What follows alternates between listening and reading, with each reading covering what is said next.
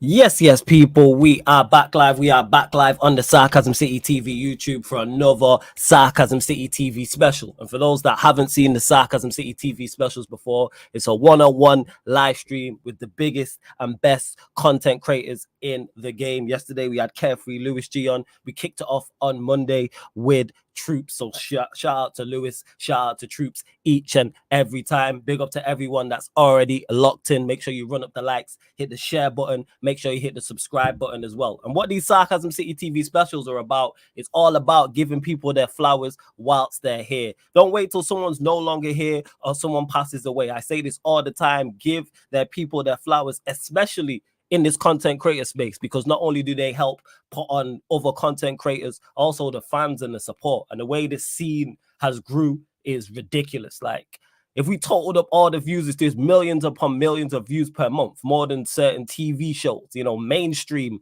TV shows. So this next guest here needs no introductions, but I'm going to give him the introduction he deserves regardless. Like I said, it's all about giving people their flowers.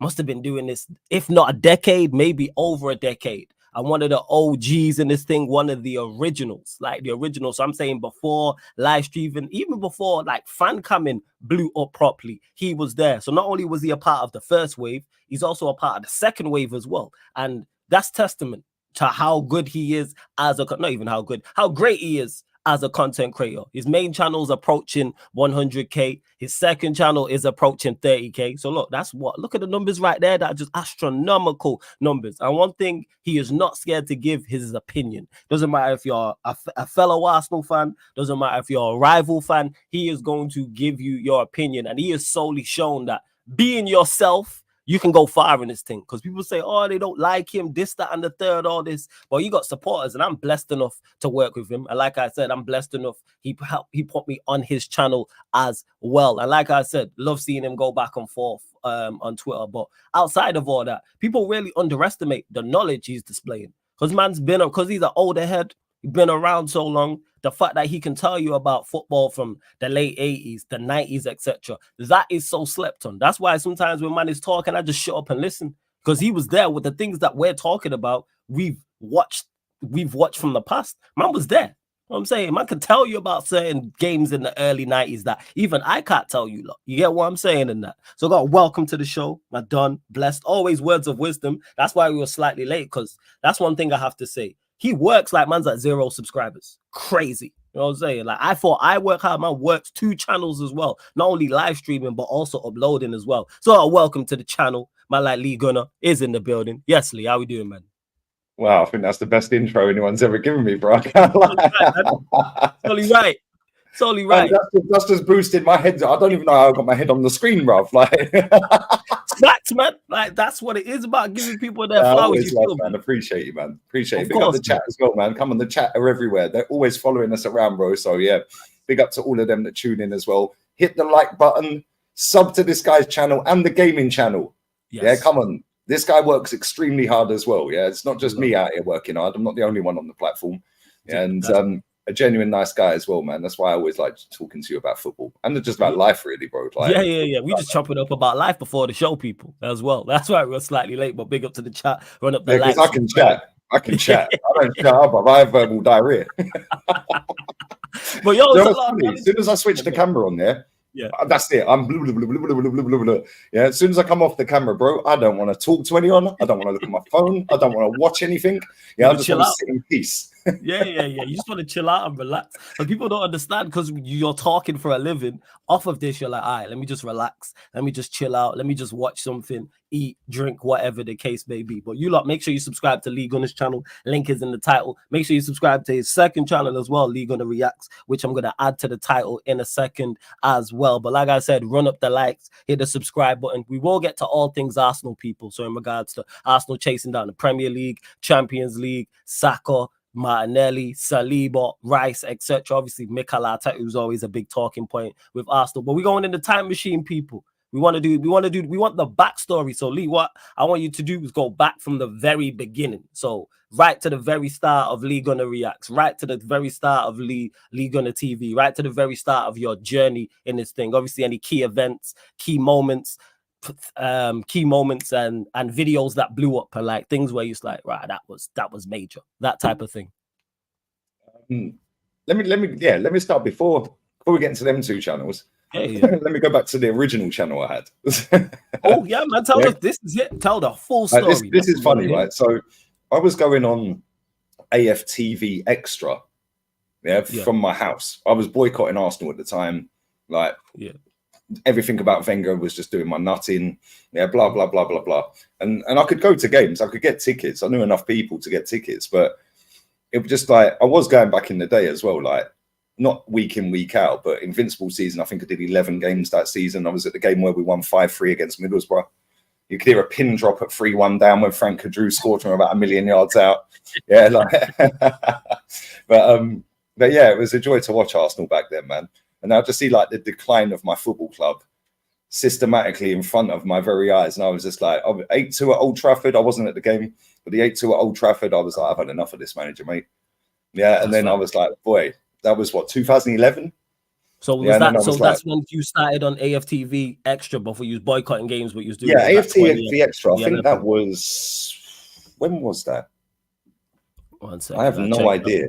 It was the Gunner Bang channel I had. I set up in, I think it was this last season of Wenger, or just before I think it was the summer just before the last season of Wenger. So that was 17-18. So that would have been 16-17. I set that channel up.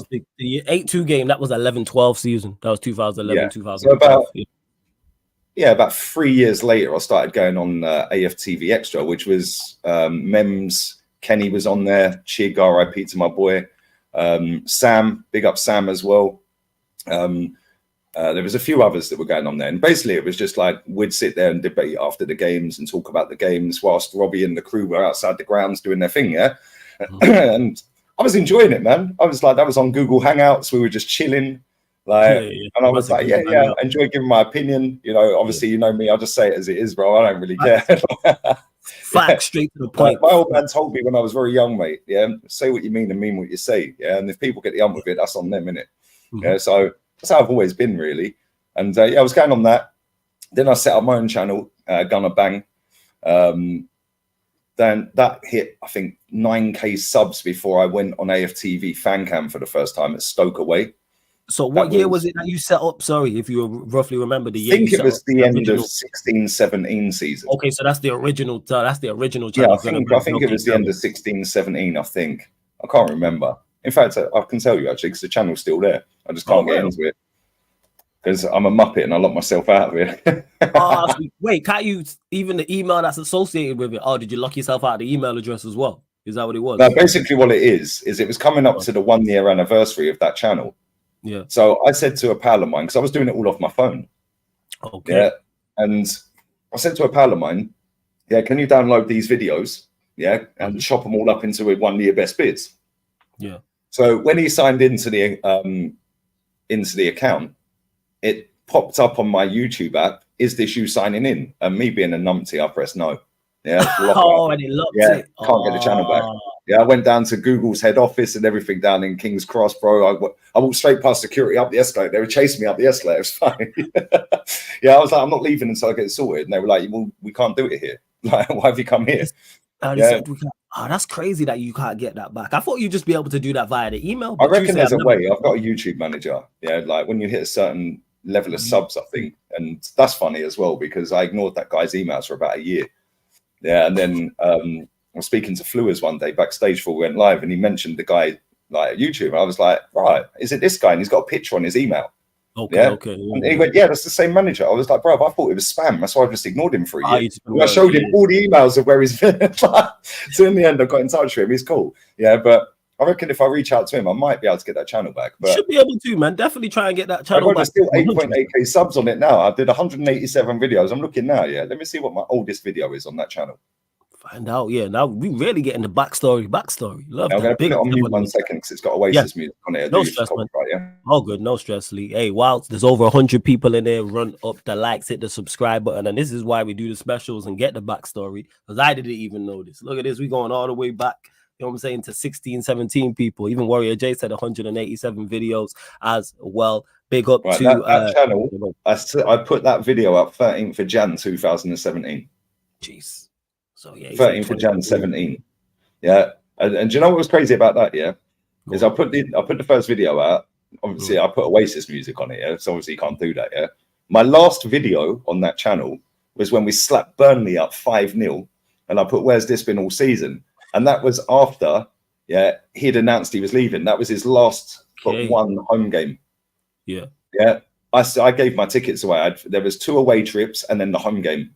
His final home game, and then away to Leicester, and then away to Huddersfield was the final game for him. I can't remember who we played in between. Maybe West Ham. I can't remember. No, it wasn't West Ham. I can't remember. But anyway, I gave my tickets away because I was like, nah, I'm Wenger out, bruv. I'm going to do all this love fest now he's leaving. Yeah, but this is like when we went to Atleti with troops and all of that lot. Like we were out in Atleti, like see us lose the Europa League semi-final, second leg 1-0 after drawing 1-1. Getting knocked out of that. But the videos that blew me up on that channel, I can't lie, right? I did I went, right? I swear down, I went to Ostersund away, right? And I did a bellowing out video because he was cussing off like fake fans. How can you be a fan if you're slagging your club off, going on Aftv, blah, blah, blah. We were just getting back on the plane in Ostersund in -15, 10 foot of snow. And I see the video. I was like, right. I got back, I'd had 3 hours sleep and I had to go to work. I sat in my car, I was knackered and just absolutely ripped it, bro.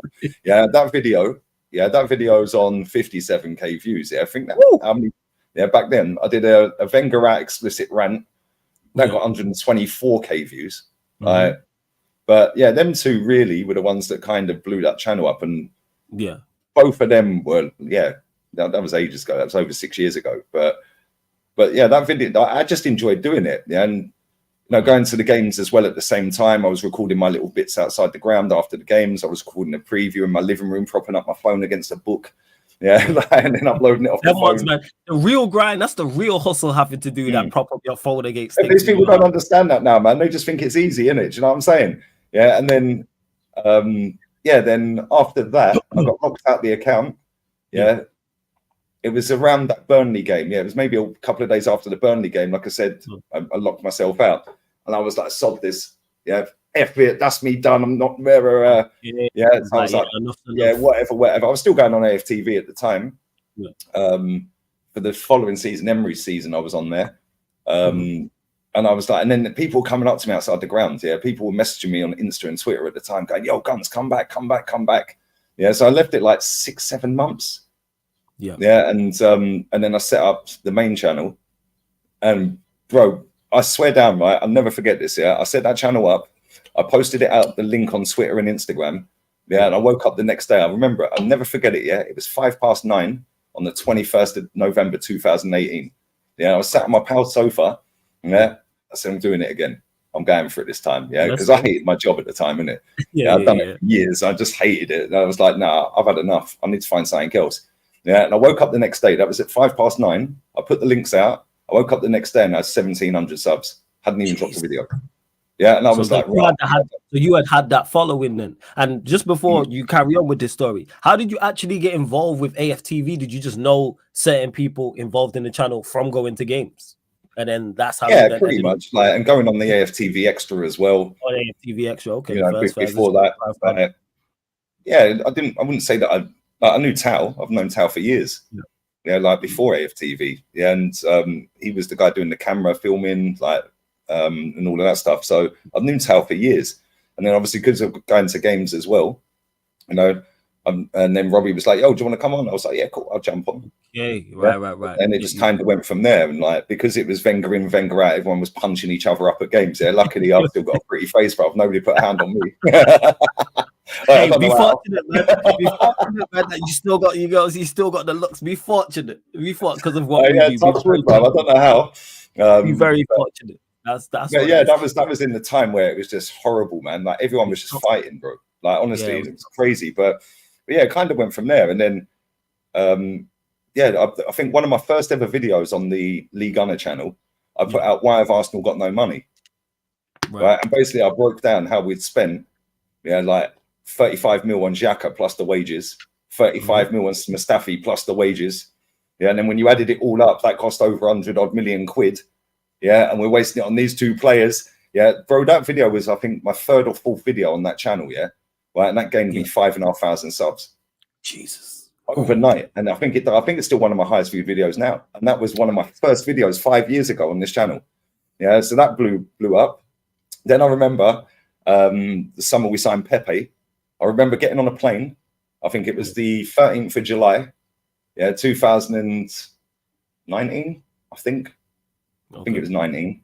Yeah, 2019, 13th of July. And I was flying from Luton to Malaga for a holiday. Yeah, and when I landed, Fabrizio Romano, I'd never heard of the guy before, posted out, Arsenal are buying Nicola Pepe, blah, blah, blah. Yeah. And then Ornstein put out, no, they're not. Yeah, like he basically went against it, yeah. But then, right, I'm following it after that for the 2 weeks, yeah. Then I'm at the airport, right, and I'm checking, and I'm like, yo, we're signing this guy. So I was standing outside Malaga Airport on my mobile phone, bro. Have you ever tried holding the phone up high for 10 minutes straight? Bro, my arm was dead. Yeah, 7 in the morning. Again, that ties into the hustle and the struggle that you go through as a content creator. People walking around me, yeah, and I'm screaming with these earphones like, Pepe's coming, bro. I've uploaded that video in the airport on some dead Wi-Fi off my phone, right? Because I didn't have a Mac at this point, so I'm still doing it off my phone a year later, right? I then get back to Luton Airport, check the video, and it was on about 30k views. Whew. Yeah, and again, I think again 2k subs off of that. Yeah, and then it just went from there. And then it was like we were doing all these in the thumbnails. Where's Pepe? Where's Pepe? Why didn't they announce it? And bro, the Pepe hype was mad. I can't lie. The amount of people that were saying to me after I put Pepe in the title for about 15 times in a row, bro, they were going, yeah, how many more times are you going to milk Pepe in the title, bro? That was like until he gets announced. Yeah, serious. Like you're going to talk about because people are going to ask you about it. That's the crazy part. If that's the hot topic, the funny thing is, I'll never forget this as well. I had a little plug. Yeah, he don't work there anymore. I had a little plug at Arsenal, right? So deadline day. Pepe had obviously been announced, yeah, right before deadline day. Pepe had been announced, and my plug texted me and said, "Yo, Lacazette showed him around the training ground." Jeez. Right, so I then put a video out saying he got. I think it was deadline day. Maybe we did announce him deadline day. I can't remember. Right, and no, it wasn't. But anyway, I put a video out saying Nicola Pepe was shown around London Colney by Alex Lacazette. Yeah. 2 days later, Arsenal dropped the video on their YouTube channel of Lacazette showing around the fucking training ground. Yeah. So again, bang, that blew up again. Yeah. Then deadline day. Yeah, I don't think it was deadline day. Deadline day, I'm doing like a 4-hour live stream. Yeah. And as soon as I start that stream, maybe within half an hour, I get a text from the same fella saying, yo, Tierney's done dusted, is in Sopwell House Hotel. Yeah. This hasn't even broken on Sky Sports News yet. Jeez. Right. Done. He's passed his medical, job done. Yeah. So I'm sitting there like, right. This guy's 30. Everything he said has been spot on, right? So I'm like, cool, I'm going to go with it. So I'll just put it out there while I was live, right? But an hour later, Sky Sports News, breaking news, Tierney's on his way from Scotland for a medical. I was like, no, I'm sitting there going, no, he ain't. He's in Sopwell House, mate. He's already passed it. So again, that blew it up. Right? Yeah. Then Matt Ryan, not a single person, bruv. Not a single journal, not a single person in the media, said anything about Matt Ryan signing for Arsenal. I put a tweet out 2 days before, I think it was on the Monday, we announced him on the Wednesday, putting Matt Ryan to Arsenal with the eyes emoji. 2 days later, Arsenal drop it, Matt Ryan to Arsenal. Again, that blew it up. But he don't work there anymore, man. Yeah, so it's like my plug's gone. He would have been a great plug, man. The plug should have put you onto someone else to be the plug there. Trust me. Like, but listen, I still get a bit of news here and there, but but to be fair, the plug did let me down once. Yeah, when Wenger had gone, they were interviewing managers. Yeah, this is true. Yeah, and I just jumped the gun. Maybe it was true. The only manager that had 2 interviews the second time round, because Arteta had been interviewed before. For after Wenger went. Okay. But then after Emery went, maybe I'm getting this wrong. Yeah, I think it was maybe after Emery went. Yeah, actually, maybe it was. I can't remember. But Nuno Espirito Santo was the only manager to have 2 interviews. Jeez. Yeah, and I think it was after Emery. Yeah, so I just went with it. Yo, Nuno's got the job. Yeah, I cocked up in it. So maybe I believe him when he said he only had 2. With Mikel had an interview after Wenger went, and then he had the interview after Emery went. So he had 2, but not the same. Didn't call him back for a second, if that makes sense. Yeah. So yeah, that kind of cocked me up a little bit. Like, oh, your plug's fake. Yeah, like, forget all the other stuff I got right. Yeah, but yeah, that kind of blew my channel up. And then it was like I was the first Arsenal channel to do watch-alongs for every Arsenal game. Talk about it. Every single Arsenal game, I was the first channel to do that. First Arsenal channel to get Fabrizio on. Like, and then everyone got him on, which is cool. Listen, big up to Fabrizio as well. He smashed it. I got him on when he had less than 1 million followers, bro. Jeez. Now he's on about 20 odd million. Like, it's crazy his blow up, man. Yeah, he's doing his thing. Shout out to Fabrizio. And just consistency, bro. That's all it is. It's just consistency and just like I ain't getting bullied on the internet, bro. Nobody's bullying me. I'll say what I want. Yeah. If you want to bully me, if you want to bully me, cool. You better know more about the club than I do. Yeah. And the thing is, when people sit there, and it makes me laugh, because like I do get a lot of hate. Yeah, everyone gets hate on the internet. Yeah, right. But a man said Spanish FA are currently being raided by police. Yeah, that's crazy. Like, they don't muck about out here, bro. Trust me, they don't muck about out here. They're going through the gaff like. Keep us posted on that, people, in regards to if any information. If any information breaks. But yeah, I get a lot of hate. Yeah, but the thing for me is I've actually been there, bro. I know my club pretty much inside out, and if I don't know anything about the club, then Kenny and Jez do, and that is why. Listen, Kenny was one of my bodyguards at games. I mean, look at the size of the fella. And nobody's coming near me when he's there, bro. Yeah, and there was another guy as well. I'm not going to say his name on it, bro. He's bigger than Kenny. Like, he's about 8 foot tall and about 8 foot wide, bro. But no, all jokes aside, them two were cool. All the people were cool, to be fair. And do you know what? I don't really miss it. I miss the big games, but I don't miss, like, you know, having hardly any sleep, flying away to Ostersund, flying back, and then going up to Newcastle away, coming back. Then you got to go to work. Yeah, like doing 24-hour round trip on the away days abroad, because we were going with sport options. So it's like fly in, watch the game, fly back. Okay. Yeah, so we were doing 24-hour round trip. You're finishing work early. You're then getting no sleep. Then you got to come back, 3 hours sleep. Then you're back to work. You're absolutely dusted. I don't miss that. I do miss the big games, though. I miss the cup finals. Like, I was at Chelsea in 17. I was at the Man City one in 18. In the League Cup. I was at the Michael Owen one. That broke my heart. Never going to Wales ever again, bruv.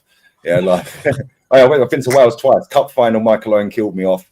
Yeah, and then we lost to Swansea 2-1 or 3-1 or something. Yeah, and it pissed down with rain. I got in at 5 a.m. like Wednesday night, 8 p.m. kickoff. Yeah, cheers for that. Paid 12 quid to get over the bridge. Like, do me a favour. I don't think that's a thing anymore. But yeah, it was like, I don't really miss it. But like, the amount of people that want to chat crap on the internet, like, you're a fake fan, bro. I've been to over 500 games. That's one thing. Yeah, like, definitely there's no fake fan. Like, you are still through and through, 100%. Without and the thing with it is as well, it don't really bother me. I find it hilarious because it's just words on the screen to me, bro. I used to do door-to-door sales, bro. Like, it's words to your face on door-to-door. Yeah, like, you can get gripped up real quick if you say something wrong, innit? Like, you out. Yeah. That's happened a few times. I've had people front march me off their driveway and that. Like, I've had dogs like run out the house and bite me and that, and they just get the dog and walk in and tell me F off, you've woke the baby up. Like, do you know what I'm saying? So it's like, it's just words on the screen to me. I find it all a bit funny, but yeah, that's why I love having Kenny and Jez on, though, because like Jez used to live right opposite Highbury. He'd open his front door and he was at the East Stand. It's literally 10 foot away. Yeah, and his granddad was going back in the 30s. Yeah. So like Jez is the all-seeing everything. He knows everything about Arsenal pretty much. He's got all the programs dating back to the 20s. Like, I think he's got the 27 Cup final. He's got everything, bro. Yeah, he's got them all like in plastic up in the loft and all of that, and like to preserve them and that. And then you've got Kenny, born and bred Islington as well, goes to games. Yeah, does all the home games, been to cup finals. He was at the Champions League final in 06. Do you know what I'm saying? It's like to have both of them on my channel. And I've never met Jez in real life, but obviously Kenny, I love him to pieces, man. Like, same with Jez. But to have both of them on my channel, I think gives me a lot of credibility as well, because we're 3 different ages. We're all 10 years above each other. I'm the youngest, the little baby, and then Kenny's 10 above me, and Jez is 10 above him. So it's like you've got 3 different generations there. That between us all, we've done what, 4,000 games? I think Jez's been 2,500 games. Jeez. Yeah, and then you've got Kenny who's been to what, 1,000 odd games. Wow. Like, it's crazy, bro. But like the thing is, the internet, especially YouTube, is like more of a young person's game, isn't it? Like, drama. They want the fights, the big debates. Well, I ain't giving you that. I've done that. I've done that on the terrace, bro, when I went in like a wrecking ball and ruined them all. Yeah, like, and Terry re-uploaded that the other day, the Joker. Bro, that was funny though. I was sitting there in a hotel in Wolverhampton, right, and we played, I think, Dundalk, and we beat him, and Chig was alive, bless him. Right, and Chig's chat was flying up because we were doing player ratings on his channel. They're all slagging you off on the terrace. Text Terry, give me the link. Yeah, I didn't know what they said. I just went in and just, one by one, they all shut up. Yeah, and I've done that. I've been there, done that, bruv. Yeah, but this is the thing, yeah. Like, I do like the debate inside of YouTube, but I'd rather just keep the standards up, talk real stuff. Yeah, if the players are good, praise the players when they're good. But the way football's gone now, it's all PR. You're not allowed to quote any players off. Even if you win the game, just be happy. You can't criticize a player for a poor performance. Like, look at you lot at the weekend. You lot won at the weekend. Bruno was rubbish. Rashford was rubbish. Yeah. We just be happy we won the game. Like again, people get mistaken. It's like, yes, you could be. I'm happy we won the game, and I get to the criticisms of the players. I always say I'll talk about that the day after. So the day I'm happy, let me praise, be happy we beat the Scouts is all well and good. But what happens is people get too carried away with individual performances. Like everything's all good. And I've said it before, and I say it again. People do too much. Word to my guy Peter, do too much results-based analysis. Where if you win, everything is good. If you lose, everything's bad. That is not the case. You can win games and play poorly. You can play very well and lose a game. These things happen. Yeah. Mate, look at Arsenal in the Champions League final. We played Barca off the park with 10 men, lost the game. Do you know what I'm saying? Yeah, I blame that on Wenger anyway. Yeah, his subs were awful when we got that red card. Well, we'll get to that because you mentioned it being very. Bro, he subbed off Pires, man. That still haunts me, bro. What are you doing? Pires after the red card he did, and you were saying during the Wenger in, Wenger out era, it was very toxic. What made you turn in regards to it? It was the 8-2. The 8-2 at Old Trafford. I had enough. At OT that made you turn. Yeah, I had enough. I was like, no, I have had enough of this guy, bro. Because like, bear in mind, right? I'm 42 in the summer. Yeah. Right? I know I look a little bit younger, but that's obviously the Spanish sun, bro. And nobody's ever sucked me up yet, so I'm all good. Right. But I've seen 17 trophies in my lifetime. And I worked this out the other day with Kenny and Jez. I've seen Arsenal lose 9 finals in all comps. 9 finals. Forget the Community Shield. I don't count that as a trophy. That's a charity game. Yeah. I don't count 17 trophies at this club in my lifetime since 1987 when I started supporting. Right. So in 36 years, 36 years. About that. Yeah, I've seen Arsenal win 17 trophies and lose 9 finals. Why should I drop my standards? That's true. Yeah, I've grown up on success. I've grown up on George Graham. And this is like when people say, oh, you're just negative and toxic, it takes time. Well, it don't, does it? Because Wenger won a double in 18 months against the best manager ever to manage in the league. Yeah, that's what I'm saying. Yeah, without any money. He was buying some kid from France we'd never heard of, bro. Do you know what I'm saying? Like Remy Gard and all of them, man. Like, what are we doing here? It's true. It don't take time. Yeah, you smart. You had the best manager I've ever seen in my life. Yeah. I think Pepper surpassed him on trophies if he hangs around long enough. Like, maybe not Premier League because I don't think he'll stay here for that long to win 30. Yeah, I don't think he'll be here for that long. But maybe if he stays in management, overall he'll do him. Yeah, but you had the best manager, you had the most money, right? And you had the best squad. Yeah, we nicked 3 Premier League titles off of you lot. Do you know what I'm saying? We done you dirty in that cup final in 05 because you absolutely battered us at that. We did. And then we done you on pens. Vieira's last goal for Arsenal. Ridiculous. I still can't believe it. Champions League final in 06, it was like, cool. Right, we've done an invincible season. Chelsea have come along. Yeah, they had Jose and they were spending money. And this is why like modern football winds me up because like Man United won a trophy in 12-13 season. They won the title. Last title we won, yeah? 12-13. It was 12-13 was the last time, and we won in 12-13. The year before that. By the way, the Sheikh had been here 5 years by then. Roman was in his element. Yeah, do you know what I'm saying?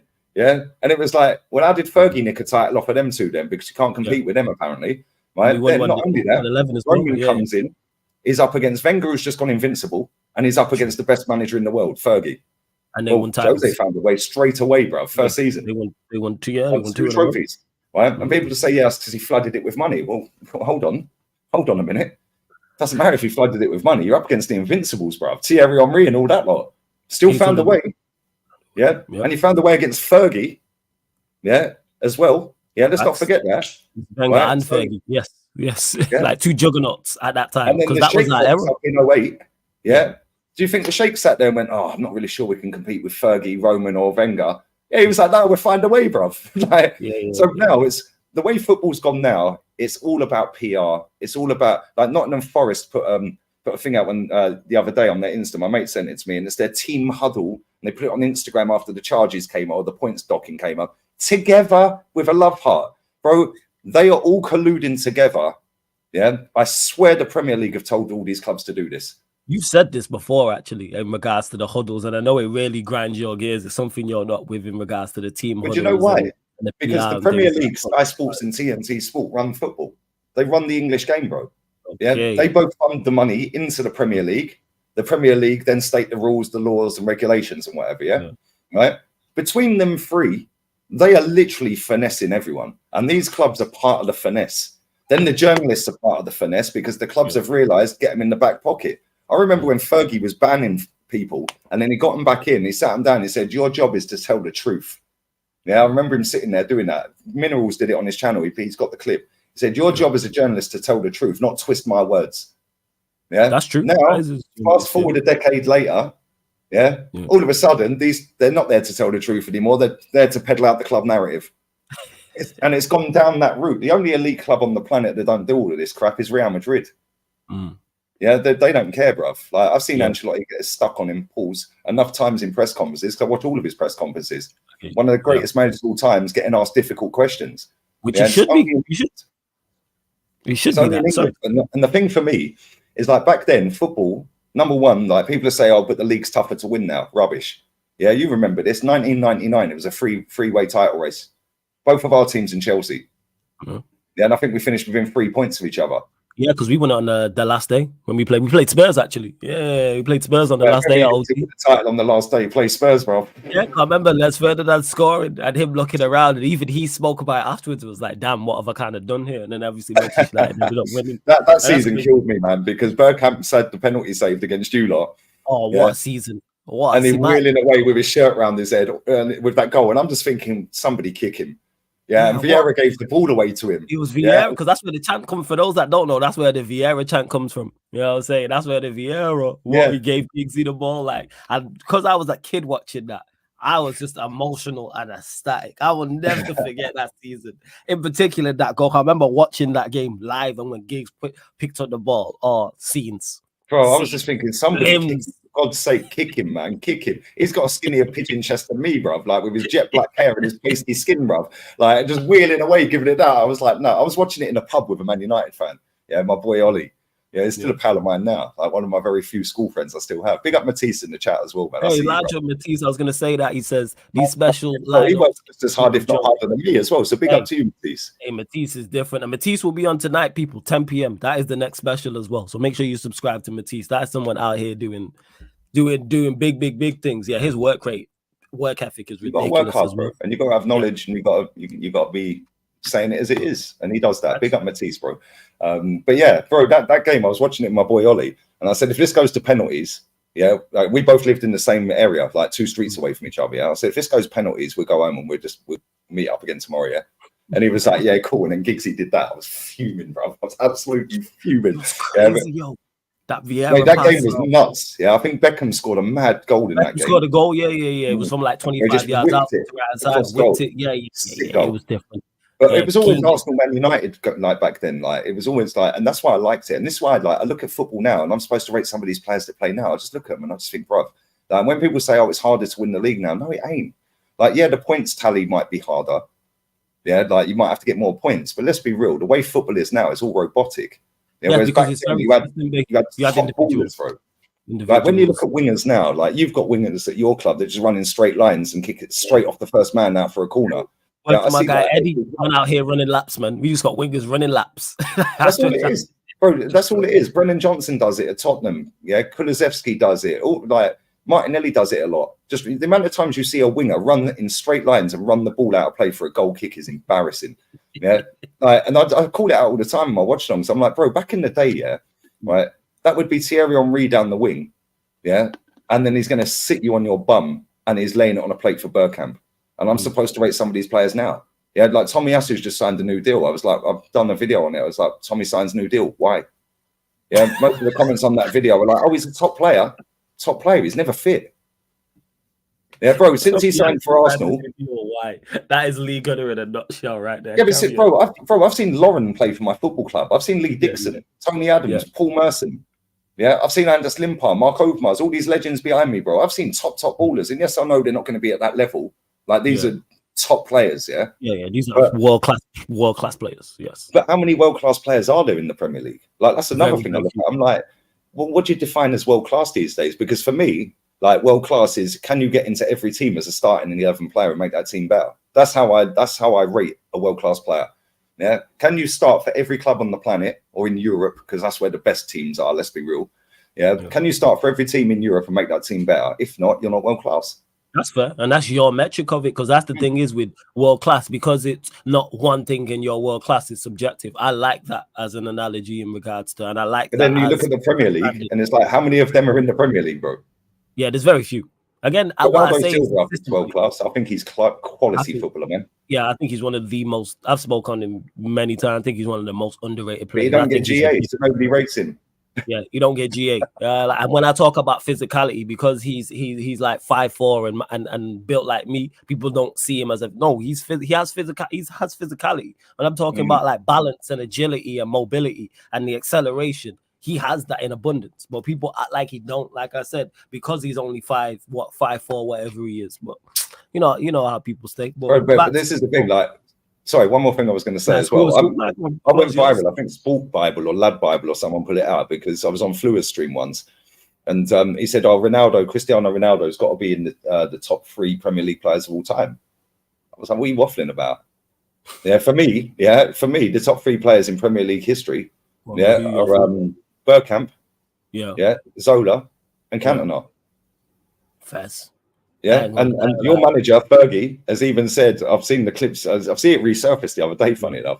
He said, I hated him. I hated Zola. He goes, every time he come to Old Trafford, he was smiling all the time. Why is he smiling? He's playing Man United. Zola was different. Different. That's why I'm trying to think who would be my 3. Like, that would be tough. Does Ronaldo? Henry's there, definitely. For me, Ronaldo gets in mine, and I have to have a think about the third. But those 2 games. Back then, you had so many good players. Yeah, that's what it is. That's what I have to say. You had top players, man. David Ginola, baller. Baller, bruv. Like, mad players back then. Zola was a joke, though, man. I remember he went to Holman Street Hospital, and there was a kid he went to visit who was seriously ill. And he was a Chelsea fan. And he said, I'm going to score a special goal for you at the weekend. Yeah. Imagine being that on it, that you're going to score a special goal for this kid who's on his deathbed, bless him, and then he went and scored that jumping back heel off the corner against Norwich.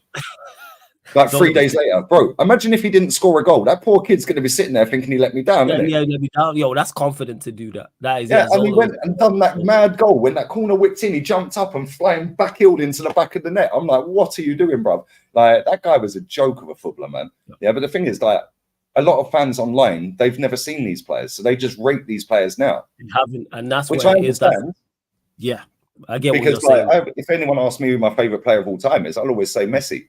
Yeah, my old man laughs his head off and says George Best. Like, he says Maradona was better than him.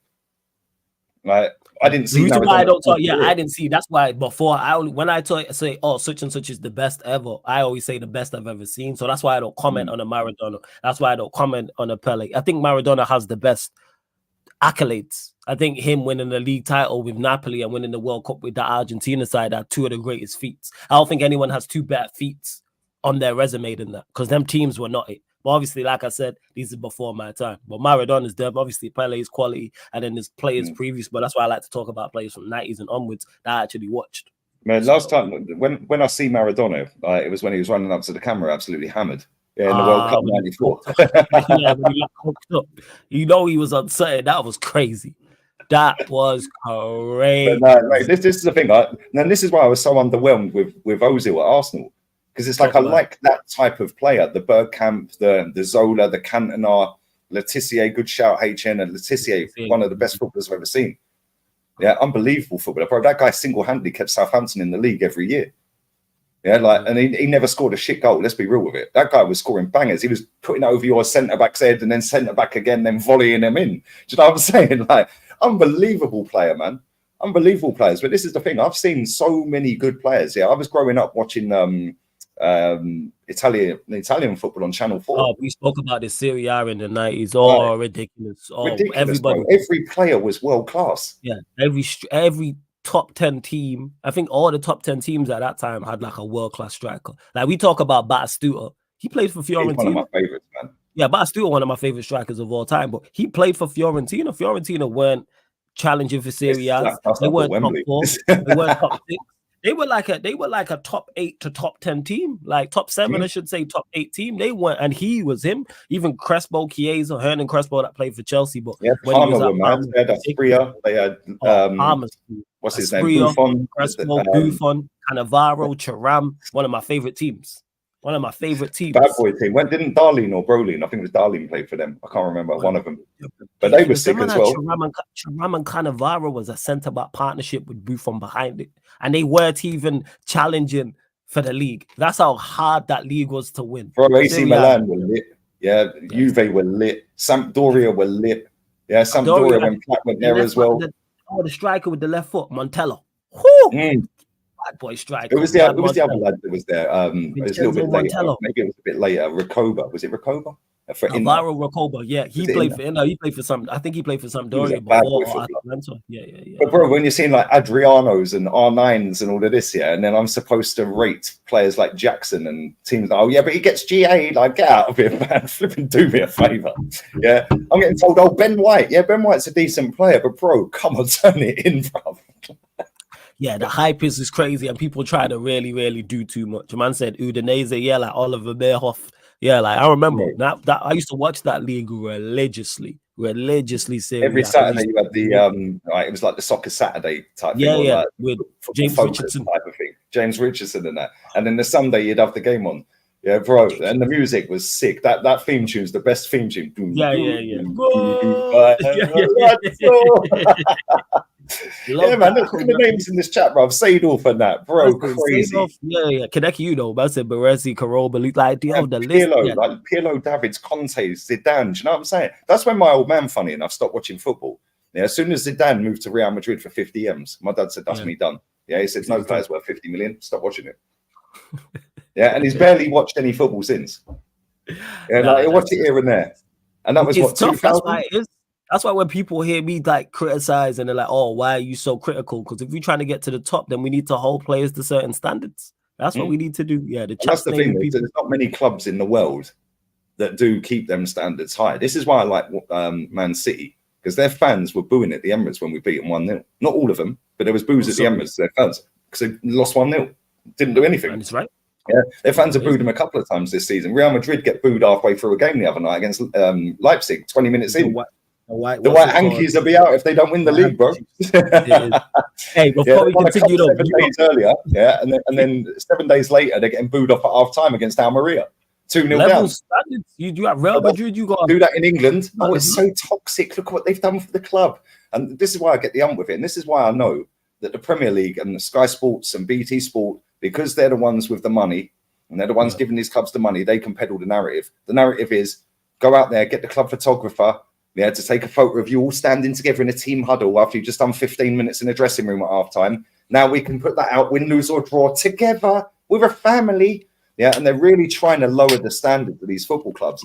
Yeah, Bayern Munich are going down this road as well, and they used to be elite, bro. This season they have fallen off a cliff. Yeah, they have fallen off the pitch. They have.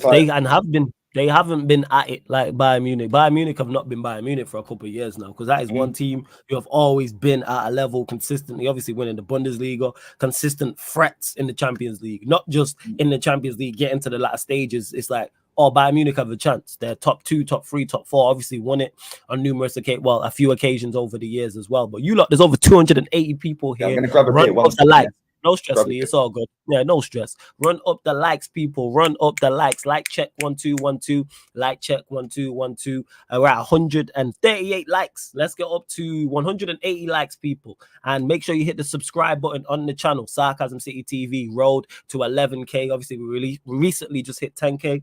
We will be doing a 10K party Saturday, 10 p.m. People, we're at 10,228. Get us to 10,240 people. That's what I want. There's over 270 people here. I'm only asking for 12 of you lot to subscribe. Hit the subscribe button, hit the notification bell as well. Sarcasm City TV specials all week long, people. League on it on now. We got Matisse on at 10 p.m. Yesterday, we had my Don Carefree Lewis G. We kicked it off on Monday with Troops. We got 2 on Thursday, 2 on Friday, and 1 on Sunday as well. Big up to Jay Bowser. And don't worry, you lot, I will get to the super chats as well shortly. But Lee, you mentioned it. Obviously, starting your channel, blowing up quickly in regards to the amount of subs you get. What was the first like huge video on there that, because you're obviously getting responses and interaction on the social medias, the Twitters, the Instagram, but what was the first video on the channel that you was like, oh yeah, I'm onto something here, this can go further?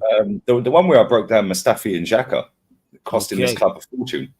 Yeah, and that's why we got no money, because we were skint apparently. Yeah, and I was like, well, yeah, I'm not surprised we're skint. These two are costing us nearly 150 million quid.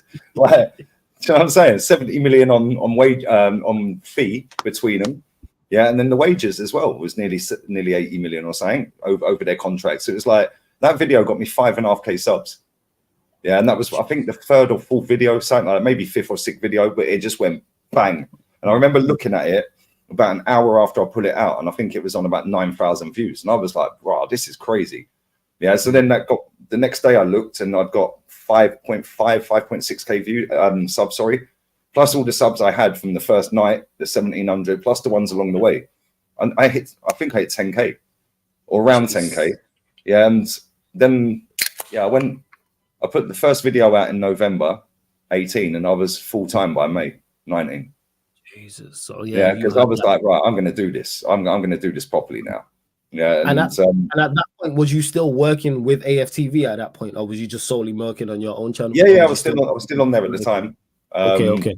Yeah, I was still, because that was May. It came to the end of the season. Yeah, and then I had a season ticket for the next season. Yeah, and I think, did I go to the first couple of games? And then I was like, the views were just going crazy. Yeah, that was Emery's start of the second season. The atmosphere had turned a little bit, and I was like, this is going to go south, bro. Yeah, like, this is going to go south. Because there was a lot of people that didn't want him there anyway because he weren't Wenger. So all the people that wanted Wenger out would back in Emery. Yeah, and all the people that wanted Wenger to stay didn't really want to back Emery, innit? Yeah. Back the team. How about that? Just back the team. Well, there you go. But yeah, then, yeah, maybe the start of that season, that was August, the start of the next season. Can't remember how many games I went to. I can't remember. It weren't many. Yeah, and then, and then I was just like, right, let's just do this full time. And if I do it full time, that means I'm doing watch-alongs. I'm doing all of this. I'm going to do it properly. Because nobody was doing watch-alongs. Okay. Like, literally, like AFTV would do the odd watch-along every now and again. But yeah, there was the odd other channel that was doing it every now and again. And I was like, do you know what? I can find a little niche here. Yeah, because if I do every single Arsenal game, yeah, I'm the first channel that are doing it, the only channel that are doing this. That's what I did. Yeah, and I flogged my season ticket. Fuck it, I'm doing it. Yeah, and then I split up with my missus because she, do you know what it was with her? Like, she was a sound bird, but she just hated the fact that I am more than her. Yeah, by sitting in front of a computer. Yeah, that's what it was, bro. She just hated the fact that I am more than her sitting in front of a computer. Yeah, just watching football. Yeah, she was fuming with it. Yeah. So I came out here in, I think it was September, end of August, September 2019. I've got loads of pals out here, and I've always wanted to live here anyway. So was that an easy move for you to make in regards to giving up your season ticket, going from England over to Spain? Was you just like, all right, I want to live out there anyway, or was it a tough decision, leaving family, friends, home comforts? Yeah, well, all my family lived up north anyway. Like, it's funny because we're all from London. Yeah, all my family are from London, southeast London. Yeah, but my mum and dad live near Scotland now. Okay. Yeah, and like my sister lived around the corner. Yeah, but like, obviously my little one, like, she's just come back from Thailand. Yeah, mate, that kid fleeces me every day for money. Every time I get a text, I'm like, "What do you want now? How much?" Yeah, but it's crazy. But yeah, it was quite easy because her mum, my daughter's mum, and my little one, they were sweet. They were good as gold with it. Wow, yeah, my little one was just going, "How many holidays do I get?" Smart individual. Like, but in terms of friends and that, I've got loads of friends out here that have lived here for a while. Yeah, so that's why it was easy to move to this part of Spain, because it was like I've got like 4 or 5 friends that live here and I've known them for a long time. And so I was just like, yeah, let's do it. So, and the season ticket I was renting anyway. It wasn't mine, just renting it. So it was just a case of like, yo, I'll find somebody else to pay for it. Yeah, because I've already paid for it. So I'll find somebody else to give me the money. And I was bidding it for face value. So that's what I did. And the thing is, I was enjoying going to the games. Don't get me wrong. I enjoyed going to games, but bro, I was knackered. Like you said, because I was doing my job at the time before I went full time. Yeah, and the company were on my case every day because I'm a lazy fucker at times, and because it was so easy doing door-to-door sales. Yeah, I was literally just going and doing 2 hours a day. Yeah, that was it. And it had a tracker on the car, so they'd phone me up at midday. Why are you still at home? Yeah, I'd be like, don't worry about it. I get more appointments than anyone. Yeah, just leave me alone. Yeah, and then I drive out, start work. I drive to wherever I was going. Yeah, do 2 hours. Yeah, and drive back. They'd phone me up. Why are you on the M1? I'm going home. Yeah, but you need to do this. Yeah, we're going to dock you. I said, you ain't going to dock shit, bruv. You know, I've got you more appointments than everyone, right? So, so yeah, when I came out here, my mate, he lives around the corner now, but he lived that way. He had a mad, lovely villa. Yeah, but they wanted to flog the villa. So he said to me, he goes, just get yourself out here, mate. Yeah, I was split up with the bird at the time. Flipping mosquito, like it's a top gooner in mosquito for me. Top gooner. And yeah, he goes, just get yourself out here. Yeah, and I was like, I've always wanted to move here. So I was like, I'll do it. So that's what I did. And I've been here ever since. I love it, mate. 26 degrees, pure sunshine most days. Like pure sunshine right now. Beautiful views, beaches around the corner, lovely people, never any trouble. Life's good. Life's good, bro. And the thing is, I can work anywhere, innit? As long as I've got Wi-Fi. That's true, because the work there, that's the great thing about this is if you need to move, you can move. Yeah, you can move wherever, whether it's temporarily, whether it's permanently, as long as you got Wi-Fi, you got your equipment. Yeah. Good to go. And that's the thing. That's why I like when people say about buying a house. Yeah, that's a good idea in theory. My missus wants to buy a house. I'm like, why? Just rent. Just rent. Yeah, because if you rent and you decide that you want to move somewhere else in 3 years' time, yeah, maybe you won't find someone to buy the house. Now you're stuck. Yeah, you can give them a couple of months' notice and leave the gaff and move somewhere else if you want. Yeah, that's true. Words of wisdom, people. Words of wisdom. If I decide that I want to, she's Romania. If I want to go and live in Romania, I can go and live in Romania, bro. Yeah, I'm not trying to faff around selling a house, do I? I just give a month's notice or 2 months' notice and see you later. If I want to live in Portugal, I can do the same. Like, it's what it is. But yeah, I love being here, man. I love being here. And I do miss games to a certain degree, but like I said, I was worn out, bro. Like doing the job and then doing this full time. Like when I first started doing it full time and going to games as well, it's like that was a lot easier. But then I'm up early in the morning and now I'm waiting for a game at 8 o'clock at night. Yeah, and then I'm having to travel to the game. Yeah, then you're not getting back home until midnight, 1 o'clock, depending if it's an away game in Newcastle. That's a 6-hour drive. Excuse me, or 4.5, 5 hour drive. Then you've got to get up early to take the little one to school the next day, and it's just it was very tiring. Yeah, I'm not moaning because I enjoy what I'm doing, but yeah, I'll be honest. Yeah, the only games I really miss, the big games like Tottenham, Man United, Chelsea. Don't really miss Man City or Liverpool away because we got pumped every time we played them. Every time I went, bro. Every time I went Anfield, I see us get hammered. Every time I went Etihad, hammered. I remember Leroy Sané and Kevin De Bruyne celebrating right in front of me. I was fuming, bro. Your head was head loss. God, yeah, man. I was fuming when Jesse Lingard moonwalked right in front of me. Oh yeah, that was beautiful, that game. That was the only game I've ever walked out of before the full-time whistle went. Oh, you'd had enough. Was the moonwalk They had a enough? 10-minute stoppage time on, and we were 2-0 down. I've seen Alexis Sanchez score, and I've seen him moonwalk. Yeah, and they had 10 minutes added time on. I was like, yeah, bun this. See you later. Yeah, and just walked out. That's fair. It's the only game I've ever left early. Yeah, but I do miss it, but I don't miss it. Do you know what I mean? It's like I like the atmosphere in the big games. Like when we played at Letty at home, that atmosphere was crazy. Tottenham, the place is going to be rocking for big games. Yes. Yeah, the 4-2 against Tottenham was like that. The atmosphere that day was crazy. And then Eric Dyer and Dele Alli made it even more hype by giving it the Bertie when they equalised or went 2-1 up or whatever it was. And then the rest is history. We absolutely slapped them. But other than that, I don't miss driving up to like some of these dead places, bruv. Yeah, like Swansea away. Like, come on, do me a favour. Yeah, and Stoke away. Like, nah, not for me, bro. I've never been to Burnley. I refuse to go. I give them a ticket away every year. Is it like Norwich away and games like that? You have to drive past Manchester to get to Burnley, bro. Burnley is Burnley's not the best. It's not the greatest. Yeah, I tell you that much. It is and it isn't the greatest. But in regards to the channel and like obviously them, what was that like in regards to the blow up? Like you mentioned, obviously the video, but you're then getting even more interaction online, on Twitter, on Instagram, more interaction on your page, more views, more subscribers. Was there a point where you've like, all right, I'm one of the biggest content creators out here. Did something happen or did someone recognize you and you was like, yeah, like I'm here? I knew the views were decent. Yeah. But like, because I wasn't going to games at that point anymore, like it was just more like, I don't know. It was more just like if I read some of the like, bro, if I read my helpful review comments, bro, I wouldn't be here today. Oh yeah, I hear you on that. I hear you on that. And people like, you read comments? No. Why would I do that? That's why I like live. That's why I prefer live streaming. Okay. Yeah, because I barely go back and check the comments if it's an upload. Yeah. That's why I like interacting with the audience. Yeah, and because I was always live. Yeah, that's how the channel grew as well, because there's a lot of people, and it works for different people. Like Bav uploads, he gets mad crazy views. Eunice uploads, he gets mad crazy views. Yeah, and then he'll do the watch long for the Chelsea game, but he won't. Most of his videos are uploads rather than streams with Eunice, and Bav don't live anymore. He just uploads. Their views are crazy, bro. Yeah, but at the same time, I prefer interacting. Like so that's why I do the live, because you can have a laugh, you can build up a relationship with the chat. I know their names when they come in the chat. I know what they're doing. I know their missus' names. I know what they're up to. But like, do you know what I'm saying? You can. It's like you build it together. Yeah, and it's like not just uploading. Not really. Listen, it works for them. I'm not dissing them too, by the way. Yeah, it's like you said. It's work. It's different. Like whatever. Yeah, everyone's got their own thing that works. Yeah, 100%. For me, live streaming. I prefer live streaming. I was speaking to my boy who does TikTok yesterday. He uploads from my TikTok for me. He runs my TikTok account.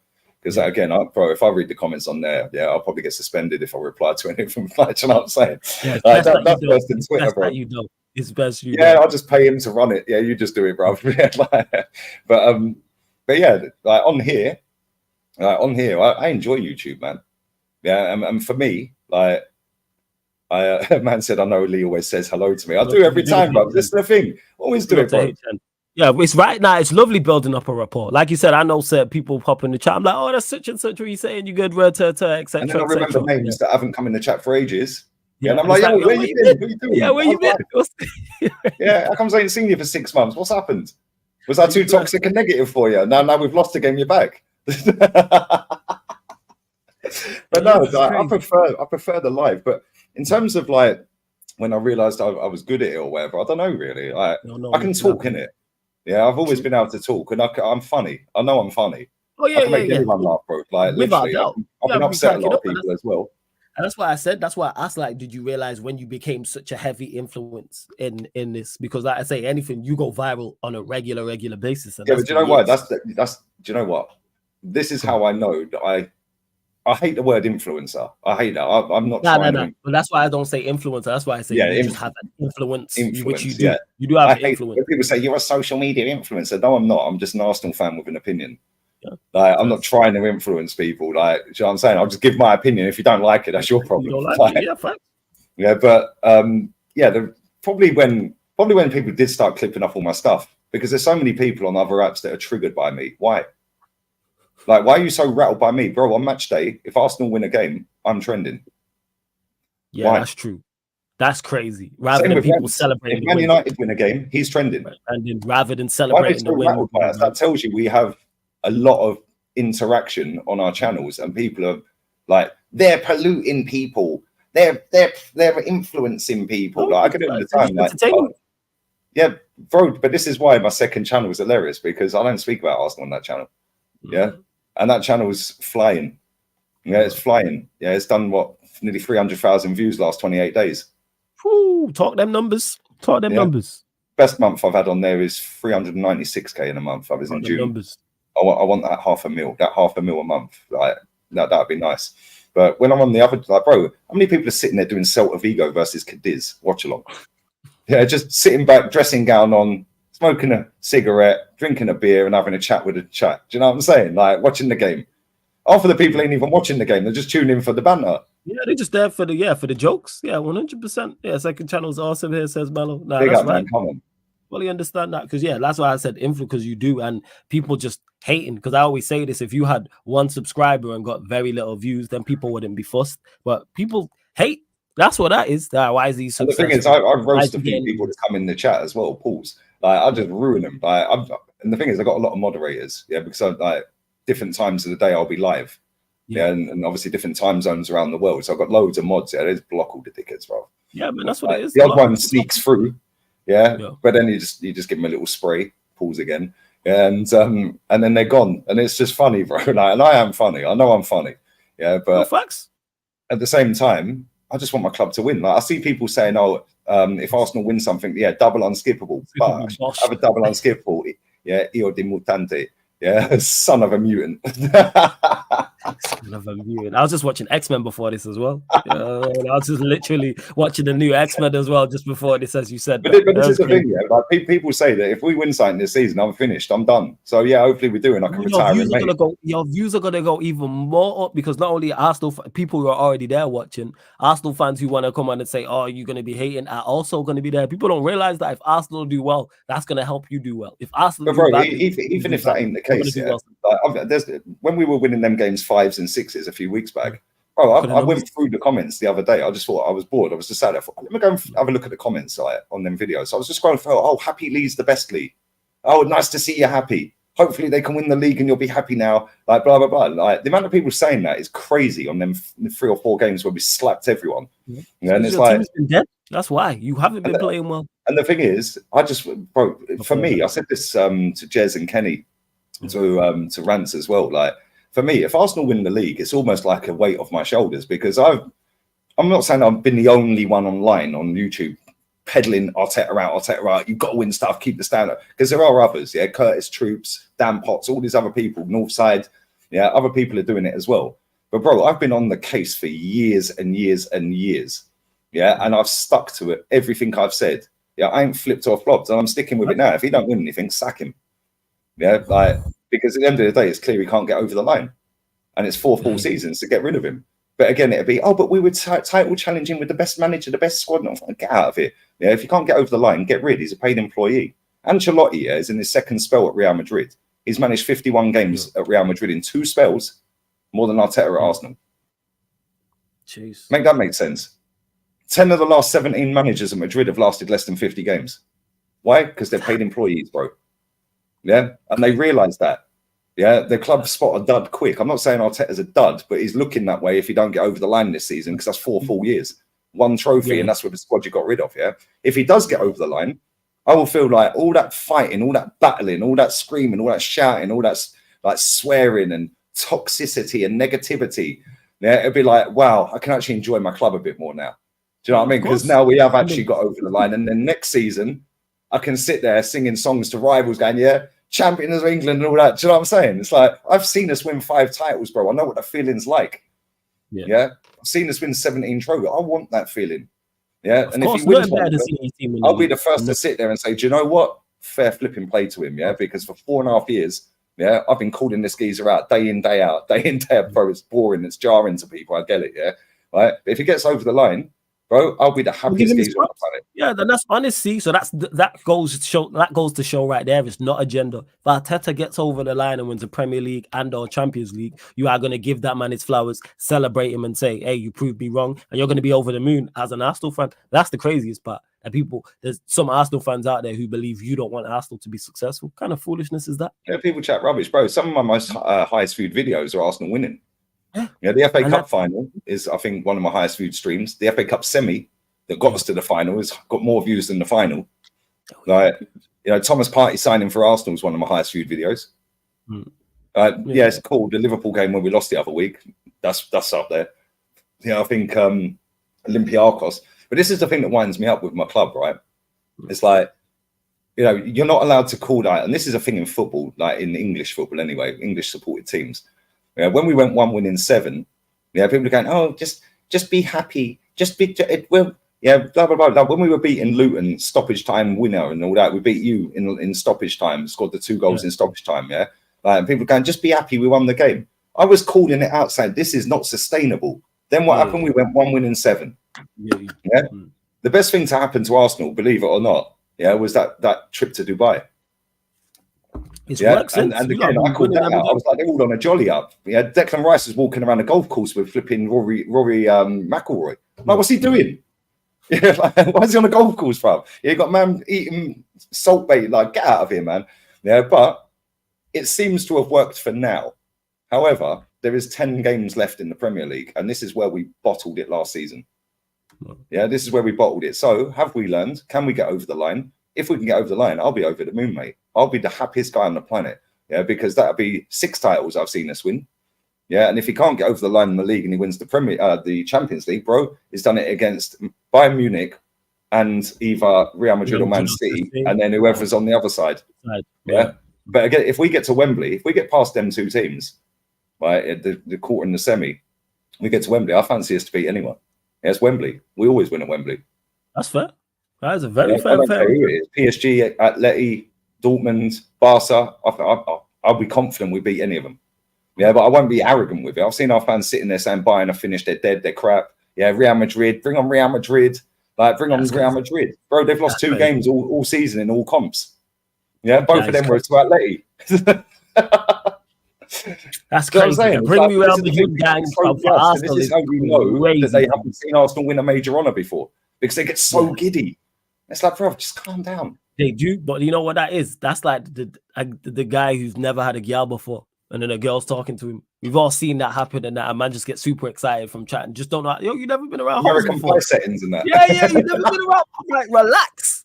Never been around holes before. Never been around gal before. It's crazy how you say that. That's a very, very, very spot on point in regards to that. As soon as Arsenal, because who was it that mentioned it? It was Antonio, the West Ham striker, and he said they're all in bits. Yeah, I said I got nothing against Arsenal. He's like, it's their fans. As soon as they do anything of note, he's like, they're so annoying. They're the best team in the world, and that's what it is. And I've said this about Arsenal fans in regards to, because they're the longest fan base without a major honor. Anytime they get close to one, it's just, yeah, we're gonna win it all. Bring on Real Madrid. Wait, what? But this is the thing, yeah. Like, we haven't won a league for 20 years. 20 years, bro. And this football club is peddling out invincible merch, reliving the 20 years without a title. How embarrassing. Right. These fans, instead of worrying about what I'm saying, you should be calling that out. That if you that is wild. I've cottoned on to the fact that if you put retro in the name of the product or invincible, they can charge double and everyone buys it. Jesus it's wild. Christ. It's wild. But listen, they've got these fans on strings, bro. But that's Premier League in general. Like, you get praised for winning nothing. Yeah, this is why I was talking about Xavi the other day. Xavi's quit Barca. Yeah, Xavi's quit Barca because he can't hack the media battering him every single week. Yeah, he got sent off again the other night. Fair play. He absolutely cooked Simeone. Absolutely battered him. First league loss at home all season for Simeone. Yeah, battered him 3-0. It could have been about 5 or 6. But he's quit because the media are on his case every single day. Bro, just come to the Premier League. Easiest gig in the world. Just come to the Premier League. Yeah, because if you have a bad game, don't matter, just blame VAR. Or the ref. That's it. You know, there's loads of PR over here, bro. You won't get asked tough questions in press conferences. Yeah, because they're working for the club anyway, indirectly. And yeah, man, just come to the Premier League. Easiest gig in the world for a player or a manager is to come to the Premier League. Because fans will hype you up even though you've done nothing. Yeah. And it's give him time. It's a process. It takes time. None of this take time in Spain, bruv. Win or get out. And even if you win, you might still be getting out. Yeah, he won a league last season. He's in quarters of the Champions League this season. He's quick because he can't hack it, bruv. Yeah, Ancelotti, if he don't win, if he just wins the league, yeah, but gets embarrassed by Man City, they'll be talking about getting rid of him. Yeah, they will be. You can't get embarrassed. Yeah, he's won the Supercopa de España. Yeah, he's out of the Copa del Rey. Atleti knocked him out. And then, funny enough, got knocked out to Bilbao, who've made another final against Real Mallorca, by the way. Like, Real Mallorca in the final, bruv. Like, we've probably got, you've probably got more subs than Real Mallorca have got population. That's what I'm saying.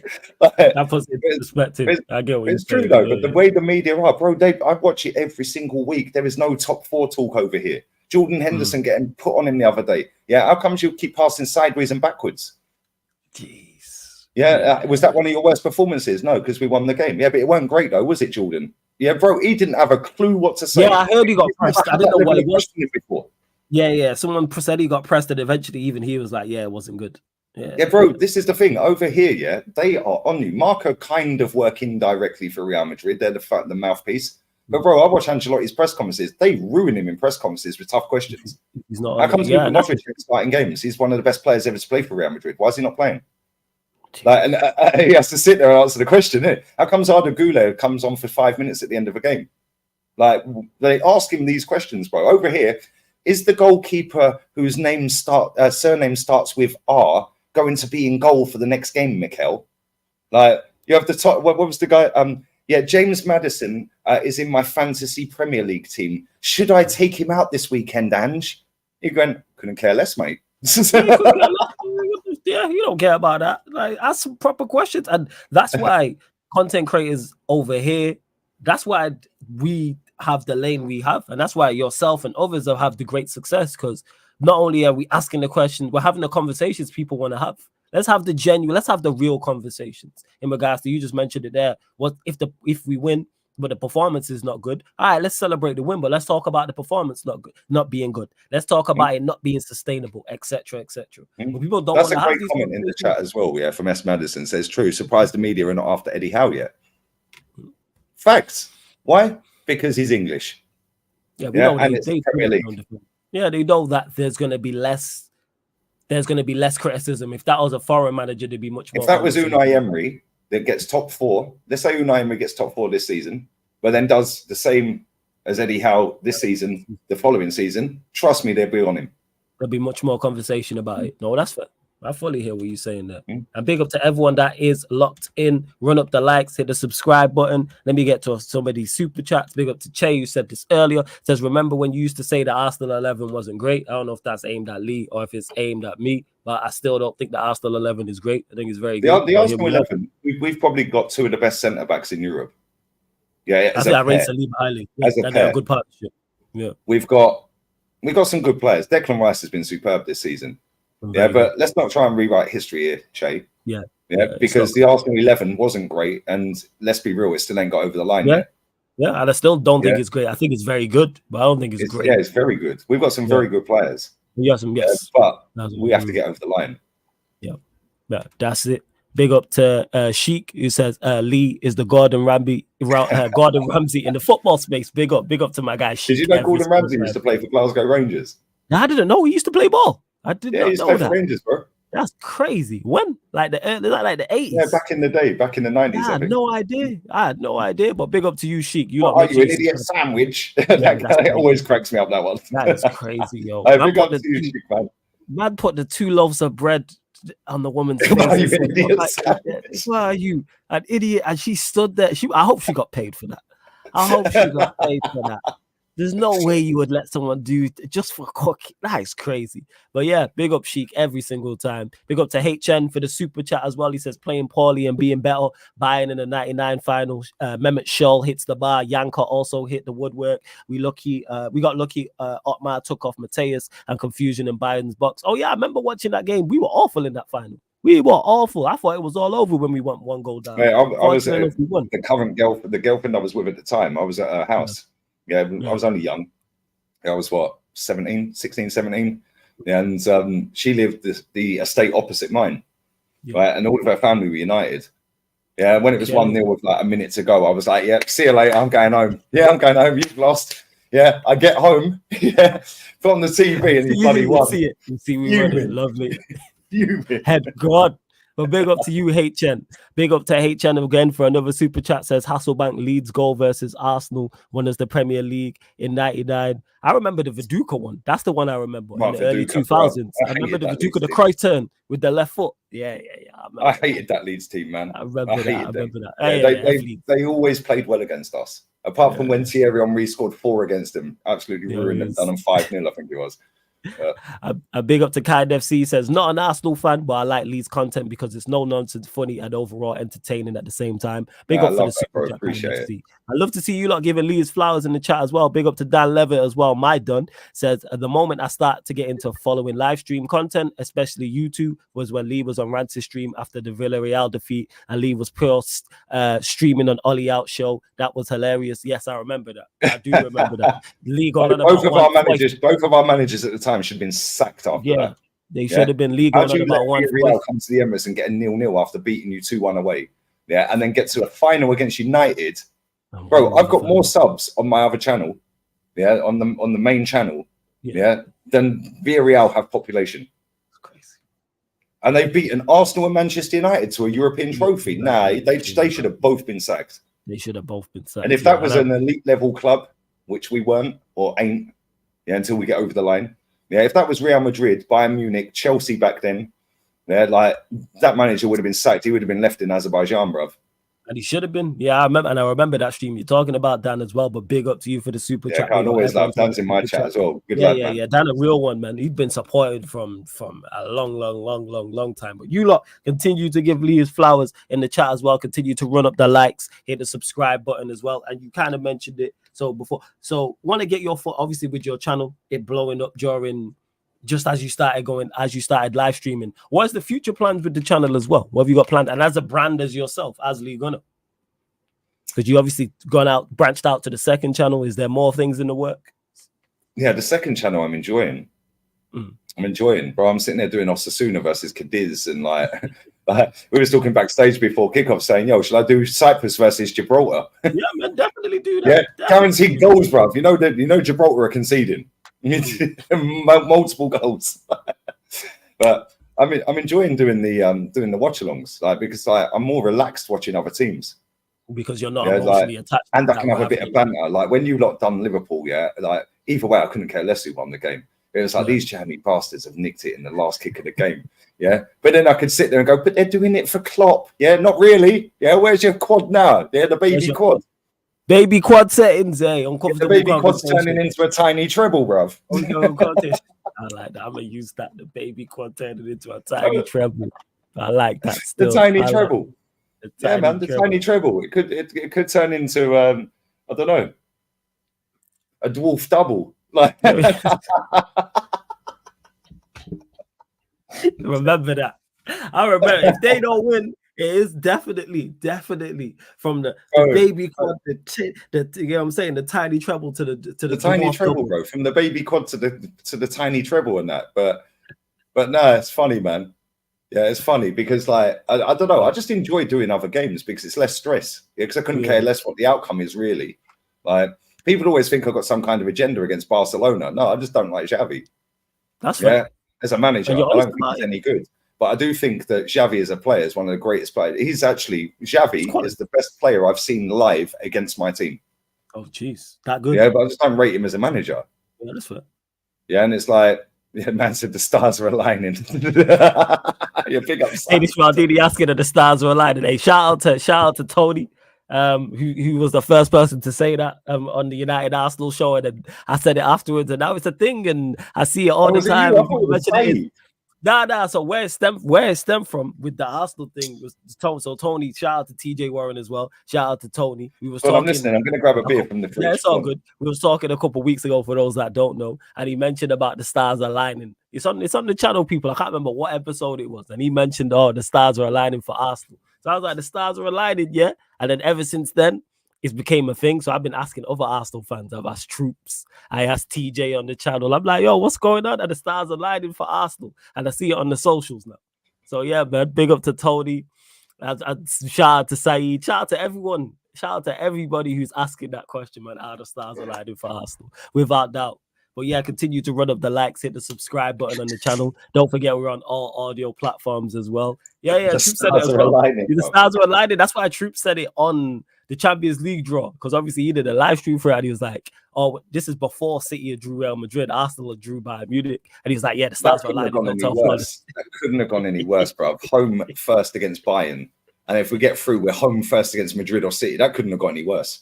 So let's talk about it, because you did mention already, if Arteta doesn't win the Premier League or Champions League, he needs to be sacked, in your opinion. We'll go with the Champions League first. Do you think you get past Bayern? Yes. Okay. However, only if we beat him at home. 1-0, 2-1, 3-0, 4-0. Any victory at home. Any result where we win at home, yeah, I think we could go and stink a draw away. Okay. Yeah, because like we'll go there and park the bus. If we get a 1-0 or a 2-1 at home, yeah, I think that we can go there, and with Martinelli being back, I think he'll be back by then. I think he's back for the Man City game actually. But with his pace on the counter, you'll be all right. And the fact that we've got players that can ping a pass. Yeah, we've got a goalkeeper that can throw the ball, kick a ball. Yeah, and he's put Martinelli in. He put Trossard in a couple of weeks ago as well. Ramsdale obviously not going to be in goal, but he's got a good throw on him as well. And I think that we can. Yeah, I think that we can stink our way and maybe do him on a counter and nick a goal in by him. But if we don't beat them at home, we're dusted. Okay, so it's also for you. It's all about winning the home leg. So say you draw, mate. I don't think they've actually lost in a away knockout. A home knockout game for 30 odd games. Jesus. Yeah, somebody put in the chat the other day. I may be wrong, but I think it was 36 or 39 home knockout games. They ain't lost. It's ridiculous. What about if it's a draw? What's your thoughts on it? I think we're out. Okay, so it's win at all costs. Okay, fair. Yeah, I think it'll be win at all costs. People are saying Harry Kane's going to be out. He ain't going to be out, bro. They'll stick horse tranquilizer in him. He'll be fit, bruv. Like he will be fit. Yeah, Kingsley Coman will be back by then as well. He's not played for a long time. He's been out injured. They've got Serge Gnabry coming back against Arsenal as well. Last time he played in London, he scored 4 against Spurs. Yeah, he did. I remember. And then tweeting North London is red. and the chat, yeah, that's the. I love that type of stuff. They need more of that in football. And I love the shit out of me, bro. Yeah, the chat I'm mentioning it in regards to Bayern not having no fans being able to be in the Emirates. Do you see that as a major more? It give us obviously an upper hand, but I think that might give them more motivation. And let's not forget as well. Right, Thomas Tuchel in knockout competitions is extremely good. Yeah, when he was at Chelsea, he got to 6 finals. Yeah, out of 7 possible cup finals he could have got to. That's crazy. That's a crazy record. I didn't know that. 14 months. He won the big ears. He won the Club World Cup and he won the Super Cup. He got to the FA Cup final and 2 League Cup finals, I think. Crazy. So yeah, he got to 6 out of 7 available. Yeah, and he won 3 of them. But I don't know. Listen, they've still got some very good players, and I think too many people are just focusing on the fact that Eric Dyer plays for them. And I think it's because also they're not buying of old, and also the fact that they're second and probably going to lose the league title. Yeah, but that makes it all in this basket. They're all and listen, Harry Kane don't need any motivation to play against us. And you give him one chance, not even a chance. You give him a half chance, it's in the back of the net. He broke the Bundesliga record for a player a debut season in Bundesliga the other day, going back 60 odd years for most goals. He's going to break Lewandowski's record that stood for how many years? Like he's going to break the most goals in a season. He's already broken the most goals in a debut season.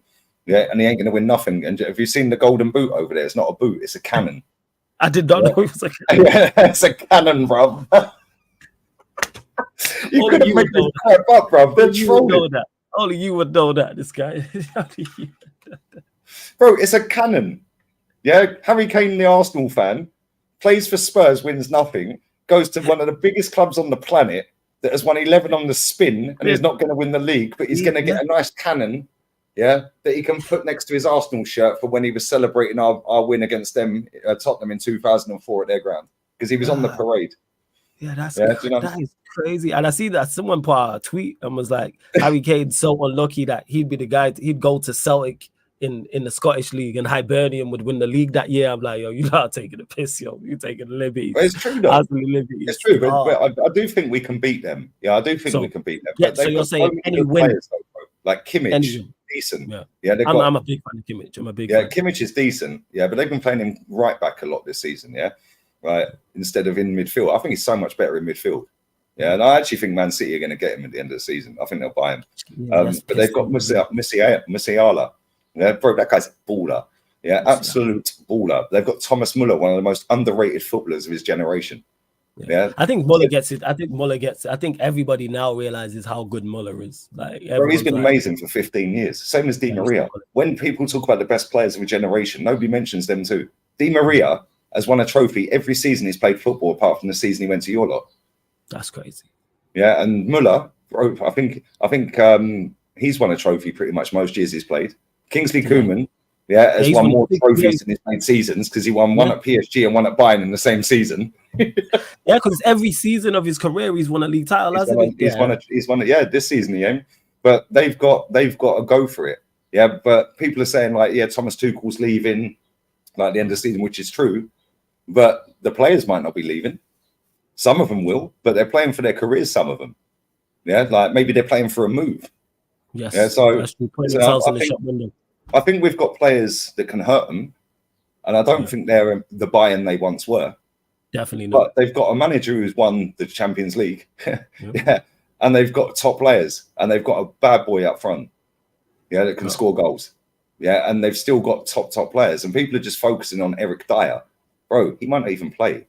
They've got Kim Min-jae sitting on the bench, yeah. Upamecano, as much as he's a bit of a liability, yeah, he is a liability. He's better than Eric Dyer, but again, Eric Dyer, well, we ain't got a striker, bro. Who's our striker? Because Eddie's on the bench. Jesus plays out on the wing, floating around. So what, we're putting 29 up front? Yeah, man, Kai Havertz. Hey, if he scores the winner in the Champions League final, I'll buy a shirt with his name on it. Okay. Or if he scores the goal that wins us the title, I'll do the same. Jeez. Yeah, and I'll start saying his name. Crazy. That is crazy. I bet we've got players that can hurt him. Yeah, we've got players that can hurt them. Yeah, but at the same time, they've got they've got more world-class players. We ain't got a world-class player. We've got some extremely good players that could be world-class in the next 2 years or so. Saliba, yeah, Gabriel, yeah. People that say Saka, this is the game I want you to turn up, bruv. You have to step up. These are the moments. These are the key games where you look at and go, all right, this is where you moved up a level. So from good to great, the defining game. This is the game where, you are him. Yes, where it's like, all right, you are. Porto, he was awful. He was absolutely awful against Porto. He was awful in the game against Brentford a few days earlier. The last 2 games Saka's played has been crap. Yeah, but because we won the games, again, you're not allowed to call that star boy. Martin Odegaard, and until he did that mad bit of skill that put Trossard in, he was dead in that first 40 minutes against Porto. Yeah, second half he got into the game a bit more. I thought he looked the most likely. If someone was going to break second half, he did definitely. Yeah, and he always wants the ball. I rate him for wanting the ball, but he drives me insane, that player. Yeah, it's like he drops the shoulder, it's like just hit the flipping ball, mate. Yeah, there's so many times where you could just do a one. You don't need a touch, just slap it. You're saying you had it to hit first. Yeah, and then he wants to take a touch and spin around the box in a circle, and it's like, bro, just hit the ball, mate. If that's De Bruyne, he's scoring. Like, do you know what I mean? It's like we've got players that can hurt him. Martinelli, he's always a threat on the counter attack. He will be with his pace and his directness. Yeah, and Trossard as well. Like, I love Trossard, man. I think he's such a good player. But I don't know. I think if we don't win that first game, I think we're out. It's all on the first game. Win that first game, then well, bring on Real Madrid or Man City, innit? That's what I was going to say. Who do you have winning the other tie on your side? Real Madrid, Manchester City. Obviously, Real the first leg at the Bernabeu. So you think Madrid knocked them out at the Etihad? Yeah, I think Real Madrid do them. Okay. All right. I'll tell you what Real Madrid doing, because both of them are playing how you'd expect both of them teams to play based on previous history. Real Madrid, I've watched maybe 90% of their games this season. Man City, I've probably watched maybe 75, 80% of their games. Bro, they're so both boring to watch. They're so both boring to watch. Bro, when they played Newcastle at the weekend, I didn't do the watch long. I was like, no, stop that. I'll do another team. Is it just more like because it's so systematic? Real Madrid's less systematic. Yeah, but the balance of that Real Madrid team is not great because of the amount of players they've got out injured that are key players. Like Courtois has just come back from an ACL and then he's ruptured an MCL. Yeah, he's done it. And he's just had surgery today. Yeah, and it's like then they've had Kepa out with an ACL, or an injury. He's back, but now Lunin's in goal. Bro, that guy is so punch happy, it is crazy. Yeah, catch the ball, bruv. But he's better than Kepa. He's actually had a good season, to be fair. Yeah, but they've been playing Tchouaméni at centre back. Yeah, that's how. Yeah, like Nacho's no good. If they play Nacho against Man City, Holland's feasting, bruv. Yeah, Rudiger's having a good season. Yeah, Carvajal's these. They play Carvajal and Tchouaméni at centre back against Vallecano, I think. How's their injury record that they're playing Tchouaméni? Bro, they've had about 35 players or 35 different injuries this season, and they're still top. And they've only lost 2 games all season. They've won 7 and drawn 1 in the Champions League this season. That's crazy. But then been their midfield recently? If Tchouaméni has been playing, Camavinga, Cruz, and then Bellingham. But then Bellingham got suspended. So then they've been playing they put Tchouaméni back in midfield for a game. They've been changing. Modric comes in for a game, then he's benched. Yeah, wow. But then Cruz will be benched, and then Modric is in with Camavinga and Tchouaméni, and then Bellingham. They've been changing, and Valverde. Valverde's having a good season actually. But when you look at Real Madrid on paper, it's a 4-4-2. They're not a 4-4-2, bro. Them two up top are not strikers. They're out on the wing, and they always change positions. They always switch. Remember back in the day, Yeah, go and have a go on that side for 20 minutes, lad. Like, it's a Giggsy and Nani had swap sides, isn't it? Yeah. You'd have wingers who used to swap sides from time to time. Yeah, and Henry and Pires, they'd switch sides and that. Like, Lundberg might be out on the right, we'll go out on the left. And bro, they don't do that anymore. But Real Madrid are still doing this. Yeah, like every time I watch Real Madrid, it starts with a 4-4-2, right? Yeah. And you have Rodrigo and Vinny up front. They're never up front. Yeah, because they're making the space for Jude or Modric to get the space to go through, or Valverde. Yeah, like Carvajal scored a bad boy goal the other day. That was some mad skill in the box from Valverde, and he jumped off the floor and did some flying outside of the boot volley. Carvajal, bro, they got a good team, but they've not been the all singing, all dancing Galactico team that they once. They haven't been the team. Yeah, it's not been of that level. Still very good. Don't get it twisted. But when I watch Man City, they're so robotic, bro. It's walking. City are very much. They are very systematic. They don't play at 100 mile an hour. It's just very walking pace, and then they'll speed up a little bit, but then Doku will go flying down the wing. He'll stop, and it's passing. It's very methodical.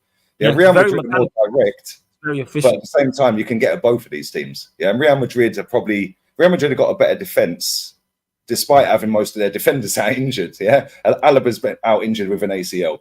Yeah, Rudiger's been out injured this season. Bro, they've had so many injuries. It's crazy, and they've lost 2 games all comps. Both to Atleti. Hello, man. Salute to, and I'm hoping you're right that Real Madrid do knock out Manchester City. So let's say hypothetically Real Madrid do get past City, Arsenal get past Bayern, semi-final Arsenal Real Madrid. Do you think you get past them? Sadly not.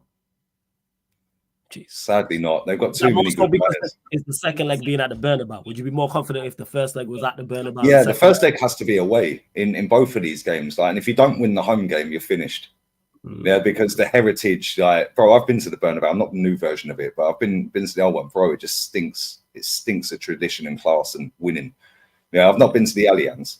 Yeah, but I can imagine that's like, even though it's a newer stadium, I can imagine that's the same. It's like you walk in there and straight away you're now trying to go and compete against heritage.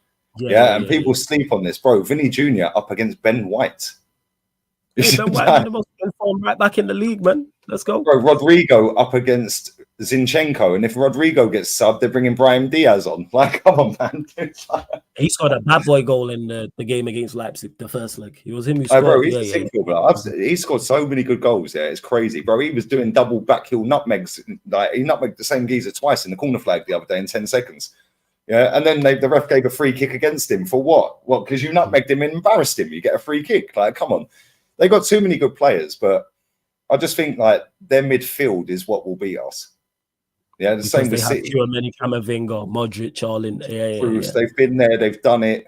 Yeah, let's be real. Yeah, I don't think Tchouameni's won the Champions League with them, but Camavinga has.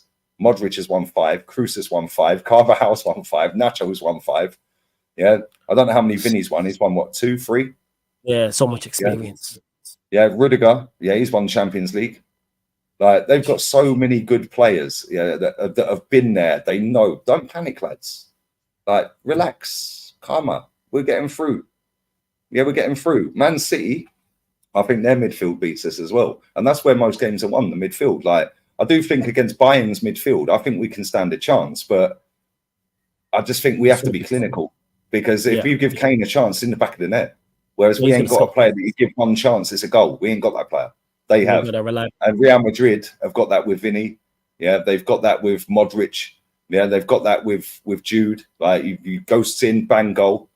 Like, they've got players that can stay. Yes, we've got Odegaard. Yes, we've got Saka. Yes, we've got Martinelli. Yes, we've got Declan Rice. Yeah, Rudiger, I watched him against Alaves the other week, got played off the park against Alaves before the winter break. Yeah, Alaves played them off the park, bruv. Yeah, and then bang, stoppage time, Rudiger, goal, corner. Like, they always turn up clutch. Always clutch. And if he don't do it and he don't do it and he don't do it, oh well, Modric comes off the bench and does it. Like, we ain't got them in that many clutch players. Yeah, and it's like, that's where I think, but listen, if we get through these 2 games or these 2 ties and get to a final, bro, I don't care who we get in the final. Give me that final, because I fancy us against it. No, that's fair. And it's at Wembley. Yeah, you have a very good record. Yeah, man, we got a very good record at Wembley. Even with this manager, we got a good record at Wembley. Yeah, we beat Man City in pre-season. We've done Man City in the FA Cup semi, done Chelsea in the final. Yeah, we've got a good record under this manager at Wembley. against top teams as well. So, but I just don't think we're getting through. I think we can beat Bayern. I just don't think we can beat Real Madrid. Real Madrid is the tough one. All right, and that being said, going away from Champions League, you're also in the title race in the Premier League. Liverpool, City, and yourselves, and you play City once the international break is over. So next week, Sunday, Arsenal. That game in particular, how key do you think that game is to the title race? Massive. Yeah, okay, I think it's massive. So if you win that, do you look at it and go, all right, we win the league now? If we lose that, if we beat Man City, I'm not going to get carried away, because I got carried away when we beat you last year when Eddie Nketiah scored in the last minute. Yeah, I was like, that's it, we're winning it. Yeah, I got sucked in, bro. Like, never again. Yeah, then we went and drew 2-2, and it was funny because we were 2-0 up at Anfield, and I was like, I told you we'd beat these Scousers. I told you they're crap. Yeah, and then Zinchenko happened. Cheers for that. Got nutmegged by Trent. Turn it in, bro. And do you know what was funny? That game, we were 2-0 up quick in that game. I was like, get Zinchenko off now, get Tierney on the pitch. Yeah, because they kept doing that diag ball to Salah, and he kept tripping over the ball, miscontrolling it. He whistled one wide. Yeah, and I was like, we're 2-0 up. Just get this idiot off the pitch, bruv. Yeah, and he gets nutmegged. As soon as he gets nutmegged, Ben White switches off. Firmino 2-2. He then hooks him off for Tierney. Having him off before. Game over, mate. It's done. 2-2. Like, I do think it's pivotal, but I do think that these two Champions League games with us Bayern and Real Madrid City, I think that's upper hand Liverpool. Oh, you think so? Because they got Atalanta at home. They're going to pipe up Atalanta at home. They can chill in the second leg because they're going to slap them at home. Yeah. Yeah, so it's kind of upper hand to them, and they're now out of the cup.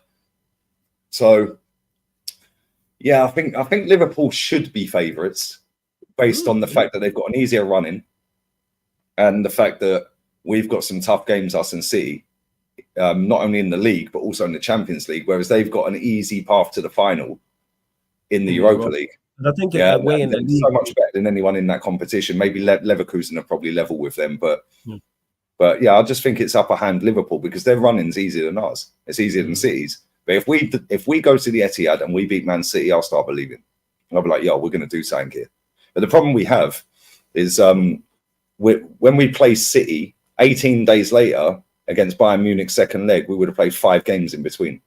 From that City game to, sorry, I'm lying, 4 games in between. So in 18 days, we'll have 6 games. Yeah, that's heavy on the squad as well, especially if there's a defeat in there or there's injuries in there. Or red cards, or something like that. Do you know what I'm saying? Yeah, that suspensions can add into that because I'm looking here. Yeah, you're right. 31st of March, you play City away. Then 3rd of April is Luton at home. 6th of April is Brighton away. 3 days later is Bayern at home. Then the 14th at home to Villa. And then 3 days later, you're away to Bayern. And then even after that Villa game, because that Villa game was the 13th, they've moved it to the 14th. So it gives us less time to prepare for the Bayern away game. Yeah. So we're going to play that Villa game at home on the 14th. They're not going to train the next day because they don't train the next day after a game normally. Yeah. Then we've then got to come back to training, on the 16th and fly straight out to Bayern. Yeah, you go straight to the next day, bro. Not easy. And then even 3 days after that, play Wolves, and then after that, a week later, is the North London derby away at Spurs. If we get through, right, so we'll have Wolves after that, yeah? That North London derby will be 3 or 4 days before the first leg of the semi-final. It'll probably be 3 days. It'll probably be the first, unless they move the Bournemouth game to the 5th. Yeah. Right? So we'll have Spurs 27th of April, 1st of May, 4 days later, we'll have Real Madrid or City. 5th will probably be Bournemouth. 6 days later, then on the 7th or the 8th, we'll have the second leg. 3 days later, we play you away. That's what I'm saying. Like it could, and this is why I'm not getting carried away, bro. Because if we beat them, if we beat Bayern, and we beat Man City, fantastic. We beat Man City on the end of this month, but I'll start thinking, we can win this. But at the same time, bro, look at them. Look at that run. Every game, 3 days, 3 days, 3 days, 3 days, bro. All it takes is for a red card, a nasty injury, and all of a sudden, like if we get either of our centre backs or Declan Rice injured, we're fucked. And to be fair, they've not been injured this season, really. Declan Rice has been out for 1 game, I think. And both, I think Gabriel Magalhaes is out injured now. He pulled out of the Brazil squad. But that could be an injury. Injury. And Saliba, We see what happened when he went in the team last season for the running. Yeah, we see what happened. But if we can get through that Man City game, I'm not saying I'm taking a draw. I don't want to draw. I want to beat them. Yeah, if we're really that good and we've really bridged the gap and we're really the real deal, go to the Etihad and beat them. Yeah, so you don't necessarily think it's over if you lose there, but you don't think it's all roses if you win there. But obviously, a win would be a major step in the right direction. How detrimental? It'd be a draw, if I'm honest. Yeah. How detrimental do you think a defeat would be there, or a draw? I think if we lose to them, I think that'll mentally kill us. But I don't think it'll put us out like of the title race, because there's still going to be twists and turns. We still got to play Tottenham, Man United. Yeah, and Chelsea. We still got Chelsea as well. That game's not been redone yet. And I'm even looking at Liverpool's fixtures because they play United away and Everton. They play Everton away as well, and that could be Everton's last home game of the season. And also they could, because that needs to get rescheduled, and they could be battling. All three of us play Tottenham. Yeah, it was before the games in the Champions League. It was 3 in a row. It's City. They had City, Liverpool, and Eula. But yeah, back to back. Yeah, it was back to back, but now games have been moved. So it'll be an interesting end to the season. It really is. Jeez. I'm kind of confident we can get a draw or win at the Etihad. Yeah. But I'm not accepting a draw. If we're that good, go and beat them.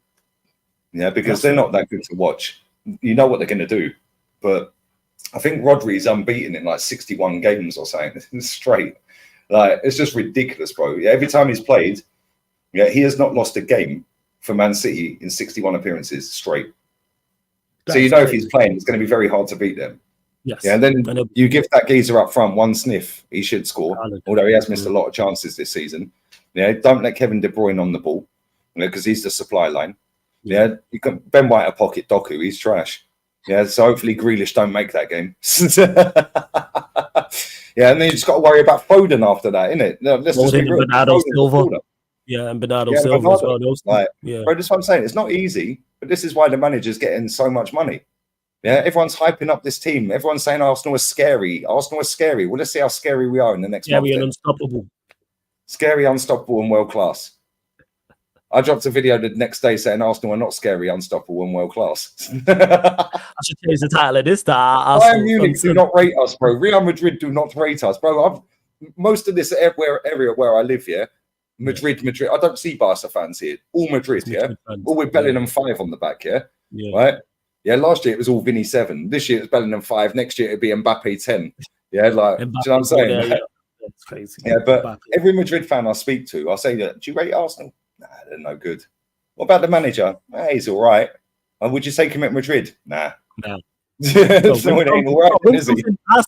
Has to win something. He does. He has to win something. And if, like you said, if he wins 1 or 2 of these major trophies, he will get the. But this is what we've wanted. We want to be in this position. So I can't knock being in the position. Yeah? But at the same time, now get over the line. If we beat Bayern Munich at the Emirates, mate, can you imagine how loud that stadium? Can you imagine the confidence that would give us for the rest of the season? If we beat Man City at the Etihad at the end of this month, in 11 days, bro, if we go to the Etihad and beat Man City, boy, the confidence will be flowing. But that is where Arsenal's Achilles heel is. When the confidence is flowing for the fan base, they'll be off the charts. They'll be giddy anyway, right? But it's the players and the manager. They have to rein it in a little bit. Yeah, they can't get Man City. Yeah, they have to. Now, don't go and lose to Brighton. Yeah, because this is what we were doing last season. Like, we were doing well in big games at times. Yeah, like slapped up you lot. Yeah, well, we didn't slap you up. We done you in stoppage time 3-2. Yeah, but like we slapped up Tottenham away. Yeah, first time we've beaten Tottenham for about 14 years or something stupid at their ground. Yeah, and that's a tough away day. Yeah, they're going to be different this season. They should be They're going to be up for it. That game at the Emirates was entertaining as well. Yeah, and that's like second to last game of the season. Imagine we win the league at Old Trafford, boy. Nah, fuck all that. Happened once again. Yeah. Fuck all that. Eras do come to an end. There's a new kid in town. His name's Super Mick, bruv. Super Mick hype. I've seen that once. I don't need to see that again. I'm good on all that. I'm good on all that. If we actually could win the league at Old Trafford, right, I swear, whoever scores the winning goal needs to recreate that Will Tord Kanu celebration. Where he's like that. Yeah, and Kanu, and they jump over their head and that. Yeah, we need to recreate that, bruv. Hey, that can't happen. You know what I'm saying? If Arsenal win the league, it needs to happen before our last game of the season. But hey, maybe Tottenham away. We've done it there twice. Yeah. Do that, Spurs. That's what it is. Do that. 71-04, bro. Do you know what I'm saying? Well, yeah. Currently, right now, where do you stand on the Arsenal winning the league? If I was a betting man, I wouldn't be putting money on it. Put it that way. So, okay, first you got Liverpool, right? I think Liverpool should be favourites based on the fact that we've got really tough draws, both of us in Europe. Yeah, and the fact they've got an easier running on paper. Mm-hmm. However, the game ain't played on paper, and Pep is a G. Yes. So I still think Man City are favourites. But if we beat them, I think that could dent them a little bit. Yeah. Because normally this time of the year, they're a juggernaut, aren't they? So if we knock them off of that track, then all of a sudden, they might start doubting themselves. And they've got a lot of players there that have won it all. Where is the motivation really there? They ain't replaced Mahrez, they ain't replaced Gundo. Like, they got rid of Laporte, they got rid of Cancelo, they got rid of Cole Palmer. And they replaced him with Kovacic, Doku, Vardial, and Kovacic. Nunes. Yeah, Nunes, that's the one. Bro, the drop off from the players they got rid of to the players they brought, but they're still that good. They're still there, bro. That's how far clear they were. Even though they're still not at that level they still above people. No, I get they're still above other teams. That's when people say, "Oh, City have dropped off." I say, "Yeah, who's better than them?" No, I think Man City will win it, but I think Liverpool probably should be favourites. But if we win it against both of these teams, with both of them managers, that's a better achievement than doing it last season. If we'd done it last year, because we were clear against one manager and bottled it. If we win it this year against them two. Number one, they're doing it for Klopp. Well, they ain't anymore, bruv. One Premier League. One Premier League in 8. Oh, Super Mix equaled your one Premier League. Uncomfortable conversations and that. Extremely uncomfortable for some. Extremely. But stopping Pep doing 4 in a row as well. Hey, I'm crashing on Pep. If Arteta beats them two to a league title, I'm crashing on them both. It would be good, bro. I hope we do it. I genuinely, but it is hope. Yeah, it's not like when we had these guys behind me on the green screen. I knew we were beating everyone. There was that confidence. There was that air of inevitability. Bro, look, they were all 6 foot plus. They were all sick on the ball at any point. And we back then, I know we didn't win in Europe, and we should have, And I'll always never forgive Wenger for that, because he bottled every tournament in Europe, But that team, bro, they were like Real Madrid.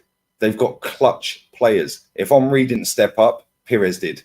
If he didn't, Vieira did. Bergkamp did if he didn't. And if none of them did, don't worry, mate. Sol Campbell will score. Youngberg. Or Lundberg, exactly. Or Lundberg. Or what we'll do is we'll just get, I don't know, somebody off the bench. Reyes. R.I.P. Reyes. Like baller, bro. But we ain't got that really anymore. But we're getting there. But bro, I'll be dead by the time we win a Champions League. Now, unfortunately, I think he'll win a Champions League in your lifetime. As much as I'd love for Arsenal not to, you'll win a Champions League eventually.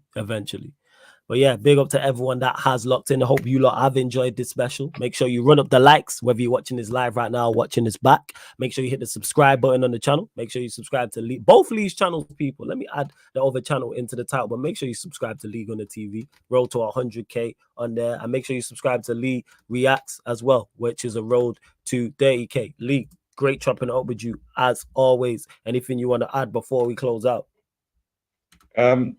Yeah, come on. Big up to Arsenal. Big up to everyone locked in. Hopefully they keep proving me wrong, or actually prove me wrong and put me in the mud. Yeah, put me in the bin, lads. Put me in the bin. Betty a la mierda, hijo de puta, hijo de mutante. Yeah, para siempre. See, I can speak a bit of Spanish, but I sound giddy. Giddy's foreigner in Spanish. Yeah, I know that. But I used to work at a place and they used to call me. They used to say giddy. You giddy. You know what I'm saying? See, I know how to say get in the bin in Romanian as well. Dute inganoi. See, I sound Romanian there. Dute inganoi. I actually sound Eastern European, bro. When I speak Spanish, I sound English. But no, honestly, big up to everyone who's locked in, man. This has been great. Appreciate you having me on. Always like talking to you, man. Big up the chat. Smash the likes up. Don't make me get the slipper off. And man, I'm going live with Jez 7 minutes ago. So yeah. I'll redirect to you. I'll redirect over to you. Yeah, 100%. No, I'm on Jez's channel. Arsenal History and More. You're on Jez's channel. Oh, see. I thought you meant your channel. My bad. But yeah, we're going to talk about when Arsenal were good in '91. There you go, people. So make sure you subscribe to Lee's channels. Both links are in the title.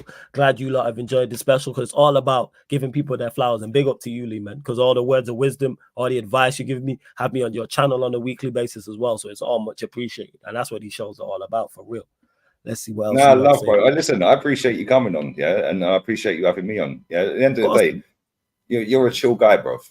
And the thing is, like, I'm a pretty good judge of character normally, not all the time, but pretty good judge of character. And you know ball, bro. Yeah, and you're chill. I was watching you the other night, sitting there when Andy Tate was saying he's a generational talent. I see your face, bro. Like, shout out to Andy Tate. Love Andy Tate. That's my guy, but I just, I like that. Everyone has a wild take.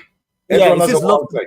That's what it is, man. It's his love for the club. That's where that stems from. It's his love. He's had the best fan cam in history. Oh yeah. Without you are nothing. You're a fool. Good night. That's fantastic. Oh, shout out to Andy Tate. You got the job on a technicality. Yeah, the money accent so class, man. On a technicality of a legend who recommended you. Yeah, big up Tate, man. Yeah, it's crazy. Shout out to Andy Tate every single time. Come, I see you. Big up to you in the chat. Big up to Mustafa as well, who says, shout out, Flawless. Seeing you last few weeks on Lee's channel. You're such good vibes, man. And also seem authentic, never change. Big up for the kind words. Much appreciated as well. Matisse already said this. These special lineups ain't no joke. You'll see Matisse here at 10 p.m. people. Star Arsenal says, Flawless moving like Netflix with these specials. Appreciate the kind words. I try, man. I try.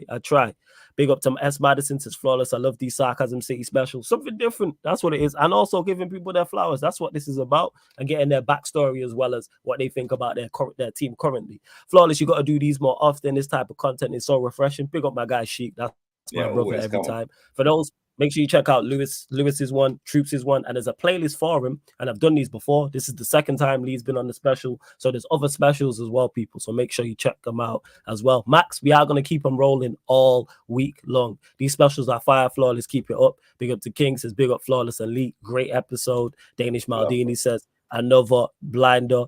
Great episode as always. Shout out you legends, Sheik Madon. Big up Sir for this fucking crook. Says Lee equals legend. Flawless equals crook. Big up to you both. Proper chills. Worry about shout out. Big up, shout out Sir for every single time. That's my brother. Big up Hassam as well. Says big up to my favorite Arsenal fan and the biggest. At least he's still out here, bro. After giving it all the bigging about his club, bro. At least he's still out here. Yeah. At least he's still out here. I'm a real one, like he is. As much as it pays me to admit it does. Let me know who's live, people, and I will redirect to them. But Lee, man, great having you. Yeah, I'm going live with Jez now on Jez's channel. All right, cool. I'll send it through. Arsenal History and More, yeah? Arsenal, yeah. What's the name of his channel? Arsenal History and More. Oh, is that the name of the channel? Okay, yeah. I'll pull that up now. Give me 1 second. I'll find that right now. Big up to everyone locked in, man. Smash these likes up. Smash these likes up, people. Big up to everyone locked in, man. Right, I played FIFA with Said the other night. Talk about it. Bro, I don't know. I don't know what this guy does with the settings, bro. I can't lie. Yeah. Why? What's he done? I think I was 3-1 up against him, and he done me 4-3. Yeah. And then the last game he slapped me. But we played about 4 or 5 games. I think I beat him. Yeah. I can't remember. But we were playing, because he's fasting. He was like, "Oh, can we play at 1 a.m.?" I'm like, "That's 2 a.m. my time, bro." Yeah, so when he's giving it the excuse when I slapped him last time. Yeah. Oh, I was falling asleep. Yeah, that was me the other night, Saeed. Yeah. This guy's a joker, bro. Yeah. Who did he do? He done me with Man City. He had Man City against PSG, bro. Yeah. Oil versus oil in that. Oil versus manager. This guy I'm literally trying to do this. Mbappe's the truth though on that game, bro. I can't lie. Mbappe. Every time I get in with Mbappe, it's in the back of the net. Yeah, it's all mad. Yeah, I'll check my DMs in a second. I'm literally people now trying to redirect. Someone drop the link in the chat for the channel as well, because it's not letting me redirect. Let me try this again, because it's saying he needs to change the settings. Yeah. Get him to change the settings. No, it's not letting. 1 second. I'll try this again. I just refreshed. I'll drop the link in the chat anyway. 1 second. 1 sec. Hold up. I'm gonna try it now. Yeah. We can hold on until it's patterned. No problem. I'll put it in the private. I think you can redirect. I've redirected to him before. Yeah, sometimes it says here. Yeah, it says redirect. All right, 1 second. I'll try your link and see if it works. Yeah, so sometimes, mate, YouTube's been moving mad the last month or so, though.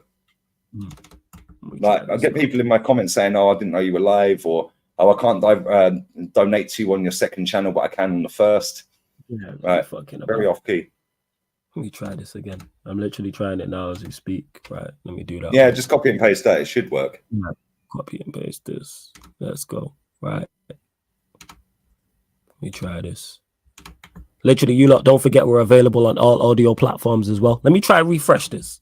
Because it's saying redirect privilege is not. So I'll try redirect it again. 1 second. Give me 1 sec. And how many likes are we on, people? Not enough. Not enough. Run up the likes. What are we doing out here? Run up the goddamn likes. And hit the subscribe button. Matisse will be on tonight for the special as well. Hey, Cam, I see you showing love. Big up every single time. Shout out Surfer, all the regulars, all the new people as well who joined over here. Much, much, much appreciated. I see you, look. Yeah, it's still saying the same. Redirect privilege is needed. That's cool, man. Yeah, Arsenal history and more. I'll tell him to change his settings. Yeah, he must have done something. Yeah, it might be one of those where he's changed it so it's only select channels that like he knows type of thing. I just subscribe now, and it's still 1 second. But yeah, I dropped the link in the chat anyway. Again, no, Surfer's put it in the link anyway. Put it in the chat anyway. So yeah, I'm on there now. I'm going there right now, guys. Head over there, people. Lee, always great chopping it up with you, man. Love for jumping on as well. Every single time, man. Every single time. You lot, let me know who else is live or redirect to someone, but make sure you check out Lee as well. I see Saeed's on here. Time of Saeed, yeah, we'll go to Saeed as well.